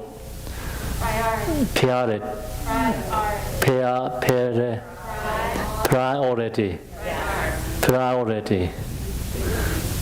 And I know these words, but no, it's today I talk lots, so that's why it's gone. You got that very well. See, the mostly, the not first priority. Priority. See? So then that's why, it's like we have to put first priority for meditation. Okay, I'm not going to say again that, okay? You have to know. You have to make it most important. Yeah, you have to make most important. You should only make effort in this. So then to strive in the activities of this world for your children or husband and so forth. Even if you were to engage in all of these great worldly activities for thousands of years. This is true or no? Yeah. What means strive with the activity? Persevere, to work hard. Work very hard in the activity of this world, right? For your children, of course, or husband, and so forth. Even if you were to engage in all of this great worldly activity for thousands of years, just a single moment of recognize the true nature of mind is of far greater meaning than all of the countless worldly activity that one could accomplish. So very powerful, right? Yeah.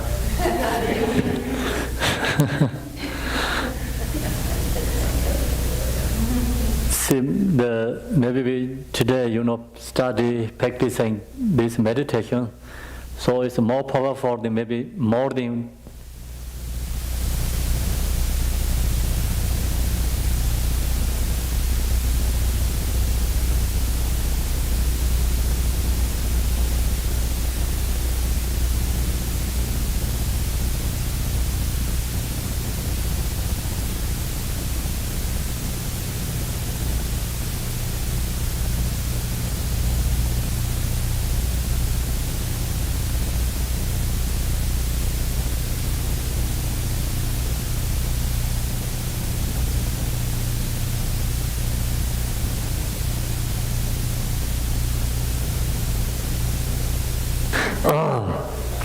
come back again. See, single moment is going to the meditation. So here says you have to do single moment. Just a single moment of recognize the true nature of mind. It is of far greater meaning than all of the countless worldly activity that one could accomplish. So we do the single moment meditation. So that also break the samsaric habits. So you already make positive connection there. So that's why very strong. Even just a moment of meditating on the true nature of mind is extremely vast and profound in meaning. However much you devote to worldly activities in this life, you will never finish them. Who can finish them, right? No one finish them, anything. Long as we have this body and we never finish anything. Every day is coming back, same thing again and again, right? See, when we wake up, then we have to what do we have to do? We have to brush our teeth, showers, breakfast, and then take kids to our school or pick up them and go back to same again. Next day is the same again, whole It's all like that, cyclic existence. See, then the never done, never finish. However much you devoted to worldly activities in this life, you will never finish them.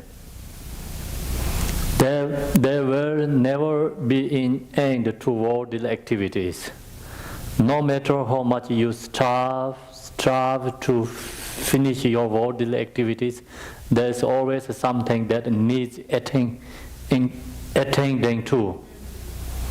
So that's like, even also same is like one day work, it's actually never done, right? Then we just go to sleep and the next day come back again, continue and continue. Actually never going to finish and done. It is true, yeah? So this is the impermanent meditation. So as long as you try to finish all your worldly activities, there is never any end to those activities. Continuing, he says, give up all worldly activity and simply focus on these Pith instructions of mind. If you practice according to these Pith instructions for the rest of your life, then already you will have no fear at the time of death. So that, what is this? It's coming back, or maybe it's some part is like root text and more explanations, you know. So this is actually commentary.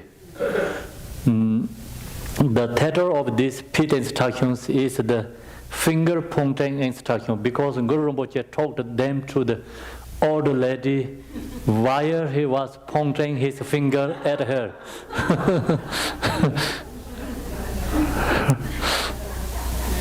Finger pointing. Like this, yeah? Probably with more conviction. I think that's the reason, you know, some yogis when talk this, they talk always like this.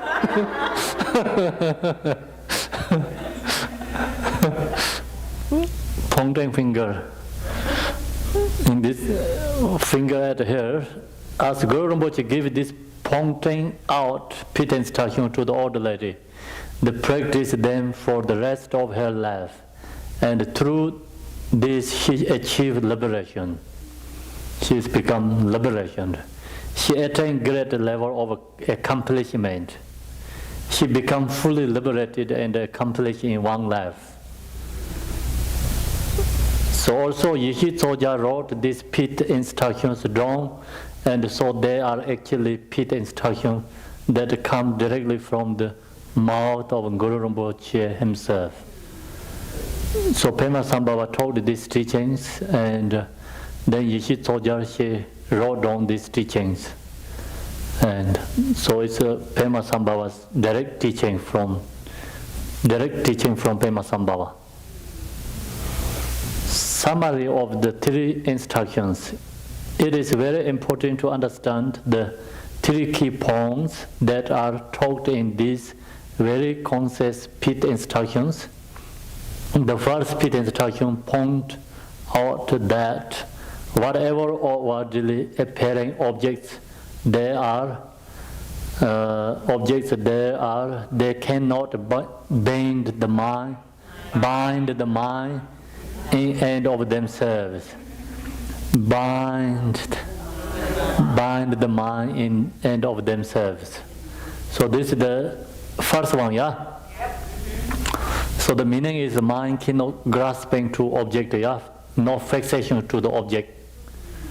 You can see the object. So also like we can use the object, but not so attached to that object. That's the main point. See the Vajrayana teaching means like you don't have to give up object. So you realize naturally giving up the object, you know. You cannot throw away the object. So sometimes we talk about impermanence, meditation, and forethoughts. Then some people right away get so strong renunciation, they give up everything, jobs, everything, go to retreat, and 1 week, 3 weeks, maybe 1 month after they come back, go back to in the worldly activity again. So that means like because the mind practicing is not yet there. So you give up object is become the effect your life. Become like same as the homeless people, right? They don't have a realized and no need homes. They need homes, but they don't have the homes. They become suffering, right? Realizer means you have to realize like some days, and then you can give up everything, no need. So they never affect anything. It's totally different, yeah? So also, see, long as you are no fixating to the object, you no grasping to the object, then you can use the object. It's always like offering to your body. You know, like call the body is like you can visualize the Yidam deity, Buddha, you know. Then you using, eating, everything become offering. So that's the hard to win, you know, very hard difficulty like that kind of thoughts, you know, realization. But it's long as you are not attached to, no grasping to the object you use for your body is become offering. Then you have that kind of realization. Then whatever you eat is become offering to the Buddha. And then doesn't matter like eating food is like meat or vegetarian or anything, you know. So become everything is offering. So then all is like usually we worldly like attachment, you know, something bad things, or you can use that it's offering. It's transformed to the positivity. Whatever or worldly appearing objects they cannot bend the mind in and of themselves. It is not actually the outer appearances that harm, but it is the mind that grasps and become attached to these appearances. See, object is not going to harm anything, right? But its problem is attached to, grasping to that object, then becomes problem. The mind that grasps at the outer objects is the source of harm. It is the fixation that is binding, not the appearance themselves. If there is no fixation on the outwardly appearing object, then the appearances are liberated. Outer appearances are self-liberated upon arise. In sum, the instruction is to abandon fixation and attachment to outwardly appearing objects.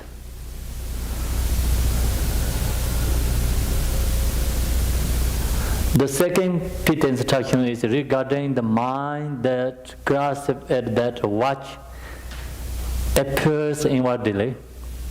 When thoughts and emotions arise from the mind, one recognizes the empty essence or recognizes them as the inner expression of awareness itself. One does not grasp onto or fixate on them. They are spontaneously liberated in their own place. So this is the thoughts, emotions, anything, whatever arises, transformed to the wisdom.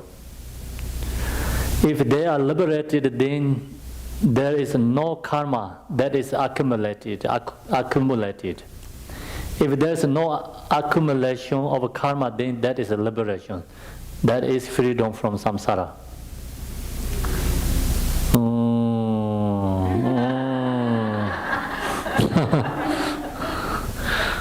Then there is liberation. When the risings of mind are liberated, then they are understood to be what they are in their pure nature, which is spontaneously display of the two form kayas.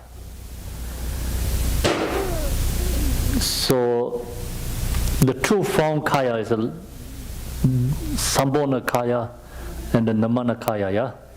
So this true form kaya is come from the Dharma kaya.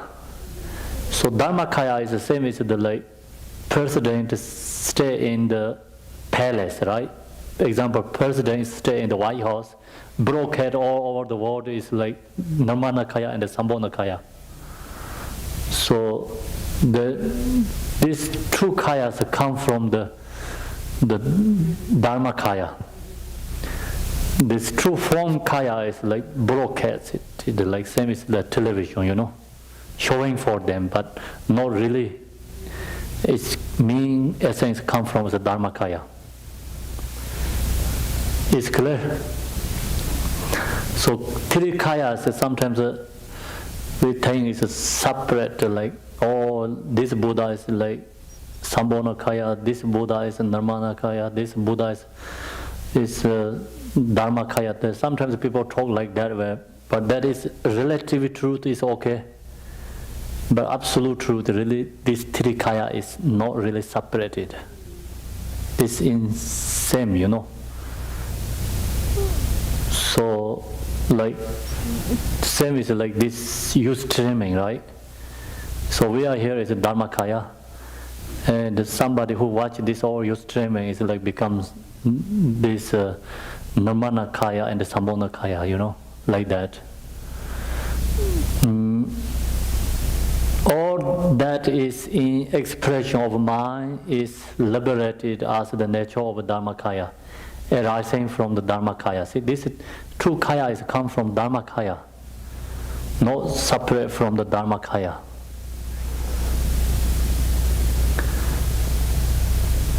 Then also this true kaya, you know, Sambona kaya, Nirmana kaya,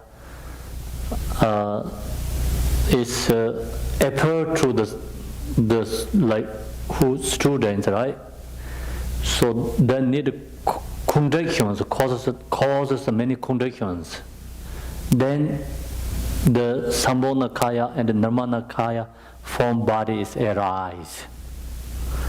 If there are no conditions, cause conditions not there, then these two kayas cannot be arise. Can't recognize. Cannot arise because like if you don't have put in the water in the pot, cannot reflect your moon in there, right? Even moon is in the sky. If no water in there, so cannot reflect on there, yeah. So same thing, you know, like we don't have a devotion and this kind of and causes conditions not there. Even Buddha is always there, but cannot benefit anything. Make sense or no? Okay, that's good thing. For me, not much makes sense, but you all say okay, they're good. The third Pith instruction is that whatever experience arises during meditation are empty of inherent nature. So then it's this is the talk about experience arising during meditation are empty of inherent nature. Therefore, there is no fixation or attachment to the quality that arises in practice. Being without fixation and attachment, the meditation itself leads to Buddhahood. Okay, so tomorrow, right? We engage in the practice. We all be together during the practice of Guru Rinpoche. The point of this is as follows. So this is I think many years ago. So also maybe today we stop here. Right now we have the concept of ourselves or as ordinary beings. So we have the experience of ordinary beings. We experience our body, speech and mind as ordinary and defied because it is tainted by the activity of the 5 poisons, the 5 afflictive emotions. So now as the body is experienced from the perspective of impure, ordinary beings. So this is the no is going to take to the practicing, meditate, yadam deity. So the transforming, we have our experience like this body is ordinary body, ordinary speech. So this is all causes of samsara. Samsara, causes of samsara. So now we ordinary body and transform to the yadam deity meditation, so called usually deity yoga practicing. Deity yoga practice is transforming. And see here, I think now we have, right now we have the concept of ourselves as ordinary beings, right? So we have experience of ordinary beings. So this create all the samsaric habits. The samsaric habit has become strong and strong, thicker and thicker, yeah? So then we naturally take to the rebirth again and again. So that's the reason deity yoga practices change and transform to this ordinary perception. Ordinary perception is transformed to the yadam deity's perception. So that's called yadam deity practice. So then tomorrow is also Om Ahom Benzang Guru Pemas De Hom. Is the meaning of that explanation. So today is everybody okay, right? Yeah. So the Dzogchen, this 3 statement is finished there. That part section, So now tomorrow is the yadam deity yoga explanation of why we practice deity yoga. The reasons that we have to change this transform perceptions, and then also Om Ahom Benzang Guru Pemas De Hom. Okay. Any questions do you have? So now we have discussion time.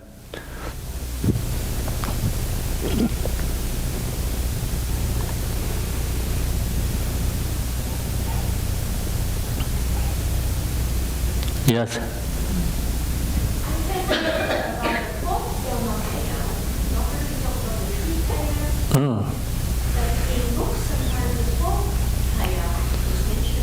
Yes. Fourth kaya is actually this inseparable. This 3 kaya is called fourth kaya. You make 3, right? Then that becomes the same. It's called then they say fourth kaya. Name is Tibetan, I know, but English is so hard. Sanskrit.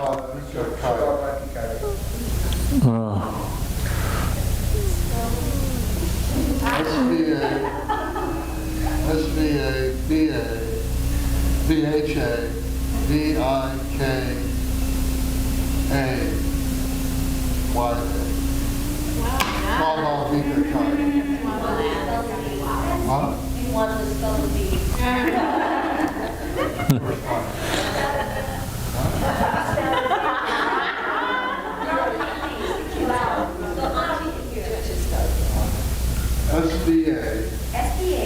B as in boy. Wow. Oh, B as in boy. Okay.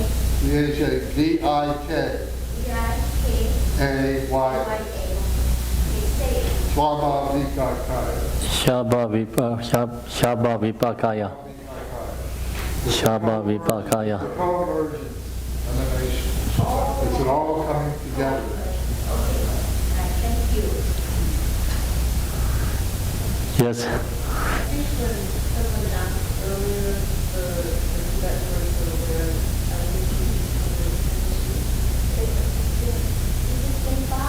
It's Jempa. Jempa. D-R-E-M-P-A. He said Tenshi. Tenshi. I looked it up. I couldn't figure it out. So awareness, right? Awareness. Awareness, yeah. Awareness is Tenshi. Khenpo and Tenshi is the same thing.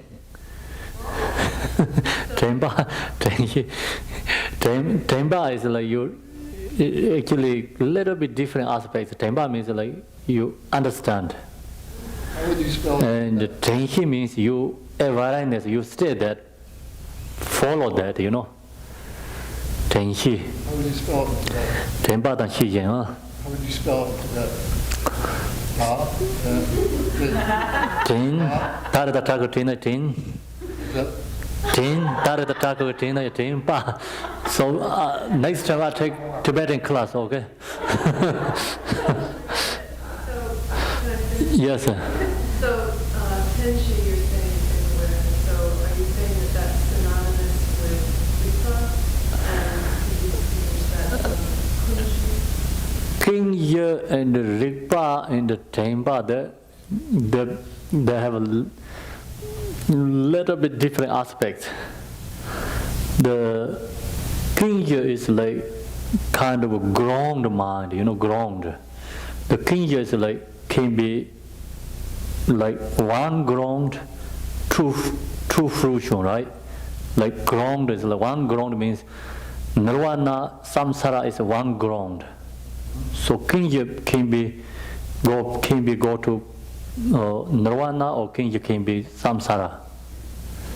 So that is the ground, right? Rigpa means like awareness also too.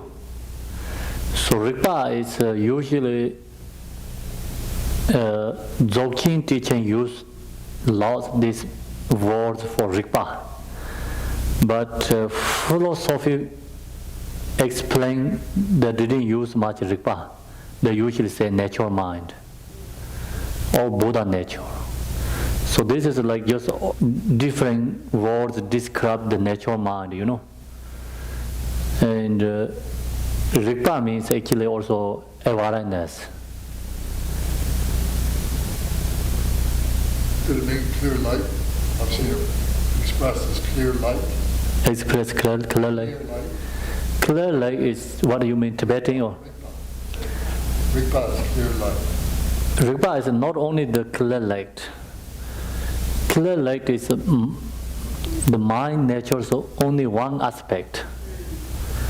So mind nature is empty, clear, inseparable. So many different aspects there, right? The awareness is more like everything. Clear is like go to only one part of the mind nature. Yeah. Yes. When we meditate, all the disturbance rise up. So we need to maintain awareness to face that disturbance. For how long? For how long? Until it goes away? This disturbance is like when actually in the meditation, no disturbing there. If you fixation right to that, then it's disturbed. No fixation staying there, then it's not disturbed. So we have to be aware of that. We are not Not just like example, which kind you have like disturbing, like somebody going there, and you seeing there, but no focus.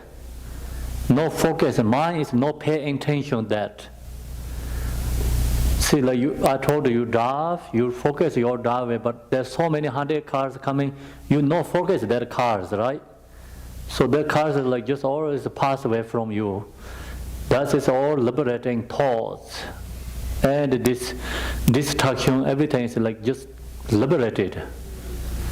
So if you mind focus that, then you already grasping to that, fixation to that object. So then you know, like it's become causes of a problem, means like you drive, you focus some cars, and then you like this way, right? You have to follow that. So then you lose your focus. Yeah, just you have to stay awareness and your practice. So whatever seeing, in the form, whatever hearing the sound, they can hear, they can see the object, we can see that, but not pay attention that, not focus that. If you focus that, then you lose your awareness, yeah? Yeah. You can hear the sound, you can see the thoughts, forms everywhere, but you just single point to your mind is there, awareness. That means like more recognized. So sometimes we think, oh, we focus on the meditation, then we cannot hear anything, we cannot say anything. That's we already said is wrong, right? So you are in the awareness, present moment in mind, then you can hear more songs. Also, you can see more details. Like example, you go to the riverside and you sit down, meditate. First, you cannot see anything in the water. So your mind is more settled down, then you can see clearly in the water the tiny fish and all the rocks. So you can see clearly. Your mind is like, so you cannot see anything there. Right? Same like that, So you sit down, meditate, and first like you lots of songs, but you not any hear much. When you meditate, you hear the lots of songs, but they're not any disturbed. Just hearing the songs, but your focus awareness.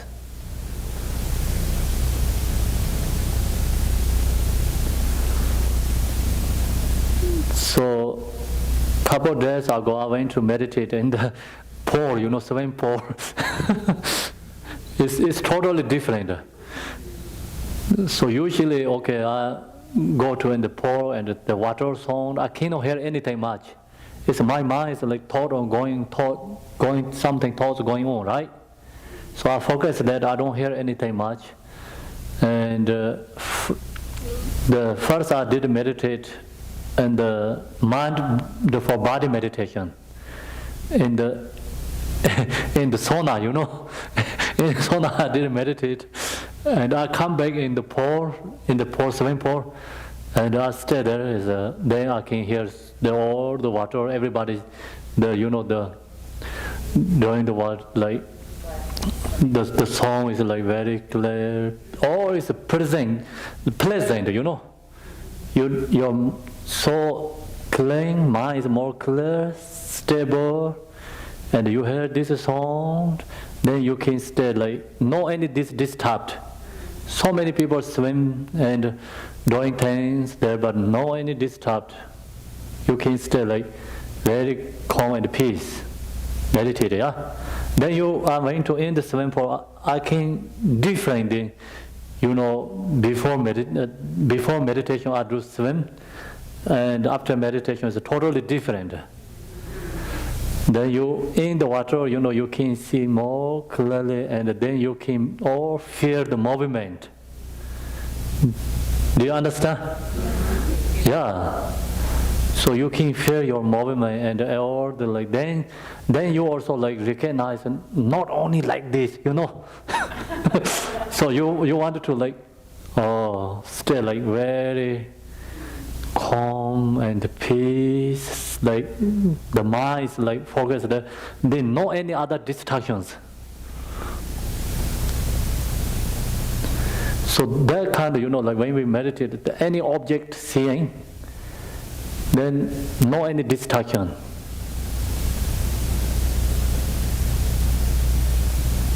That's clear for your question? Okay. You're welcome. Thank you. I have a question, and it's based on some of the questions that I have talked with or exchanged, sharing with other Dharma practitioners. It's based on the third Pith instruction, because many of them found the temporary bliss in their meditation, and many of them grasp on that bliss because you feel happiness while you meditate, and automatically want to stay there, or they tend to have experienced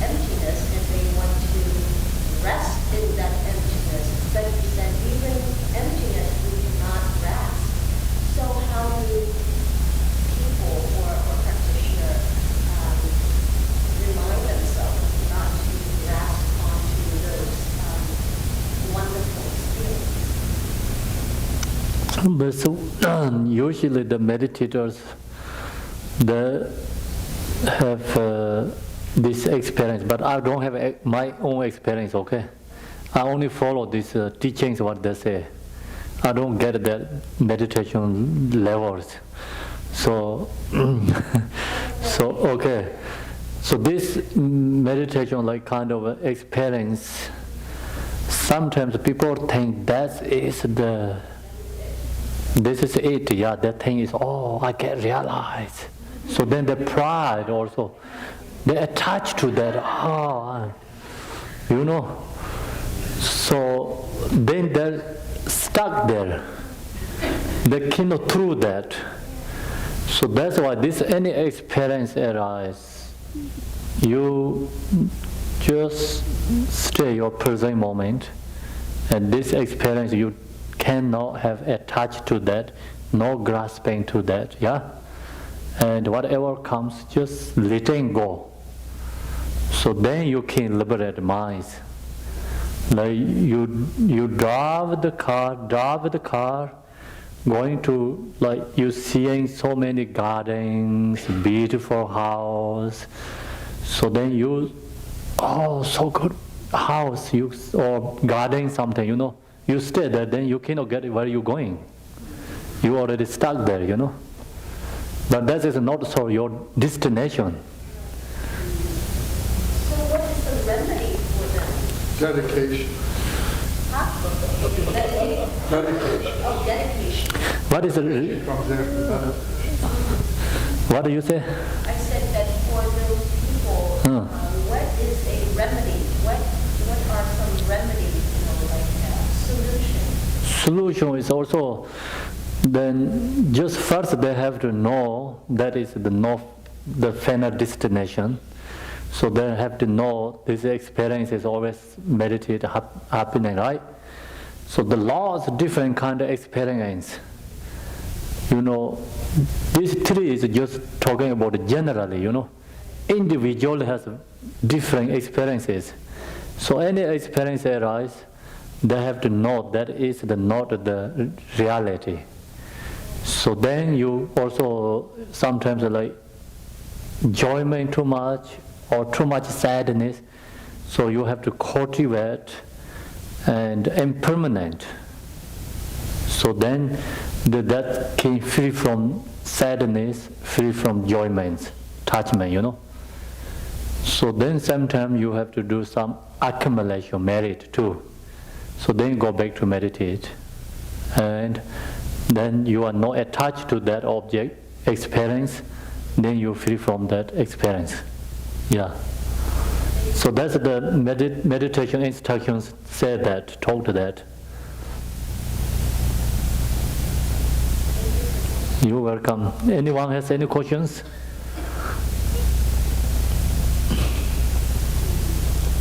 Yes. Can you explain more in detail the difference between mindfulness and awareness? Mindfulness, awareness. What is the English difference? First give me. Mindfulness, awareness. What is the difference in English? In my opinion, I may be wrong, that's why I'm seeking your help. But as I understand, mindfulness means your mind is with the present moment. You know what is the present? Right. Yes. And awareness is a little bit Subtle. deeper and wider. Yes. Okay, so that's the exactly I think so. Yeah. So see, so you know the answer. Yeah, you got. See, mindfulness like more subtle level, right? No, subtle course, yeah. Course like we did a mindful meditation, like you just focus step present awareness, yeah. But present moment, mindfulness, awareness is like when you go more subtle and like awareness is like going to the special insight meditation. So no any focus like object, yeah. So your mind is resting, empty nature, yeah. Still like just nature, and you recognize that kind of like two things. Actually, they don't have two separate, but kind of two things. So, we do the shamatha meditation, yeah? You use the object, mind is stay with the object. So that is kind of more mindfulness, yeah? But not really awareness go in there much. So then you, with breath, mind focused breath, also like we can say it's also mindfulness meditation.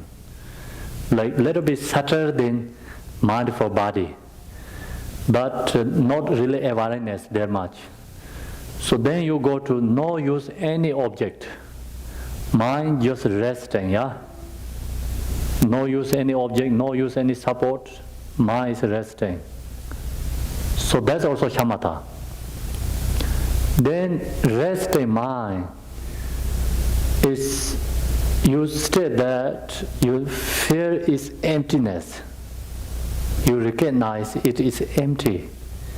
Same time, you can see that empty mind is clearly, that called awareness. So then that is called vipassana.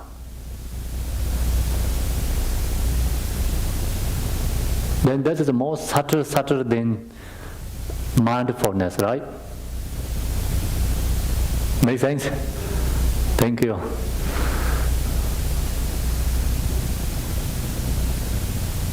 So this is the shamatha and the vipassana also a little bit different there, yeah? Yeah, shamatha is like first step, we just mind resting with the object, or just no any using object, but mind is just stay and stillness. Then vipassana is mind that resting, that mind is empty, and the same time recognize that is present, it's empty awareness. That's called awareness. So that's the then becomes really no difference much Dzogchen and Mahamudra. Dzogchen Mahamudra is directly go to that one, Thank you very much, everyone. So now we do the dedication.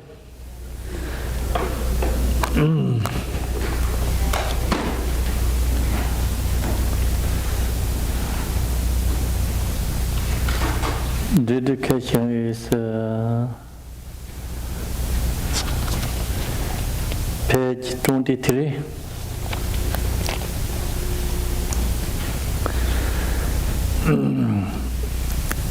Maybe some is 20, right? 22. 20 could be 21 or 23. So it's Dzogchen Chan Telopa Naropa. Okay, some is 21, some is 23. Dzogchen Chan Telopa Naropa Marpa Malarepa Dharma Lord Gambopa Pamutupa and Lord Digompa. Please bestow upon us most auspicious blessing of all the Kaju Lamas. By this virtue may achieve omniscience. By defeating all enemies' confusion, may all who travel on the waves of birth, old age, sickness, and death cross the ocean of samsara. Bodhicitta, the excellent and precious mind, where it is unborn, may it arise. Where it is born, may it not decline, but ever increase higher and higher. I pray the Lama may have a good health. I pray the Lama may have a long life. I pray that your Dharma activities separate far and wide. I pray that I may not be separate from you. As Manjushri Devero realized the automic state, and as the Samatavada, I will follow in the path and fully dedicate all the merit for all sentient beings. By the blessing of the Buddha who attained the Trikaya, by the blessing of the truth of the unchanging Dharma as such, by the blessing of the invisible Sangha, order made, merely I share bear fruit. by the virtues collected in the three times, by my seven all beings in samsara and nirvana, and by in the rule of virtue, may I all sentient beings quickly attain unsurpassed, perfect, complete, precious enlightenment. May the teachings of great Digompa Ranachiri, first emanation, Lord of Dharma, Master of Interdependence, continue and increase through study, practice, contemplation, and meditation until the end of the samsara. Glorious, holy, venerable, precious, kind, rule, and lineage Lama, divine example of the Yadams and example of the Buddhas, Bodhisattvas, Yogins, Yoginis, and the Dzogchen, dwelling in the 10 directions. Please hear my prayer. By the power of this vast rule of virtue, may I benefit all beings with my body, speech, and mind. May the afflictions of desire, hatred, ignorance, arrogance, and jealousy not arise in my mind. May thoughts of fame, reputation, wealth, honor, and concern for this life not arise for even a moment. May my mind strength be most strengthened by loving kindness, compassion, and bodhicitta. And through that, may I become a spiritual master with good qualities equal to the infinite of space. May I gain the supreme attainment of Mahamudra in this very life. May the torment of suffering not arise in the time of my death. May I not die with negative thoughts. May I not die confused by wrong view. May I not experience untimely death. May I die joyfully and happily in the great luminosity of the mind as such, and the providing clarity of Dharmata. May I in any case gain the supreme attainment of Mahamudra at the time of death or in the Pardo. For this realm, secured by snow-covered mountains, you are the source of every benefit and blessing without exception. Tenzin Jamso, you who are one with our Lord Shora, and may you remain satisfied under samsara saying. Embodiment of the three portions givers, Pemapana who hold the teaching of the victorious one. Seeing the all goodness, meaning with the wisdom eye, may you who are spontaneously establishing activity living long for hundreds of kalpas. Noble Manjushri, the Lord of speech, who manifests to hold the teaching of the Tepi Jim, who drills the lamp of the sage's teachings, may you who are the light of the Dharma living long for hundreds of kalpas. The one knows in the holy lands is Ayan Deva, emanating into gargling of his Tibet as Chidemba, the hard sound of Jiktin Sungu. May the life of glorious Garchin remain satisfied for 400 aeons. In this age of striving, the victor's teachings for his hardship, through his powerful Vajra-like conduct, he takes on himself the heavy responsibility of unbiased teaching. May Garchin, the son of teaching, living long. Now we go to the page, the last section, sorry. Yes. Page 38. 38. Yes, page 38.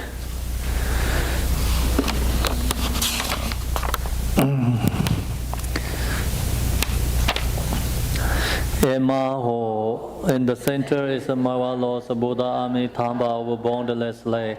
On the right side is the Lord of great compassion, and on the left is Vajrapane, the Lord of powerful means. All are surrounded by limitless Buddhas and Bodhisattvas. Immeasurable peace and happiness is the blissful purling of Devachi. When I and all beings pass from samsara, may we be born without taking samsara rebirth. May we have the blessing of meeting Amitabha face to face, by the power and the blessing of the Buddhas and the Bodhisattvas and the 10 directions. May we attain this aspiration without hindrance. Tiyata Pensandaya Avam Bodhanaya Soha. So we chant that one Tibetan. Ema Om Zara Sanje Namadaye Da Yes Chovo Tuje Chembo Dan Yonda Samban Tejen Donam La Sanje Sansen Ba Min Kor Ji Kor 대체 옴사라바드 메바예 대와진예 사회신감들 다연드네 셈베주마다 제와인제 바르마주바르 대르진네 난데 샤란동 현대게 다게 몰란다반데 주주 산제 산sen 담제지 kemendrabar sinji labda sor Diyada benzandaya avam bodhanaya soha. The next page, Bodhicitta. The excelling in the precious mind, where it is unborn, may it arise, where it is born, may it not decline, but ever increase higher and higher. Om Benzan Guru Demaside Hong.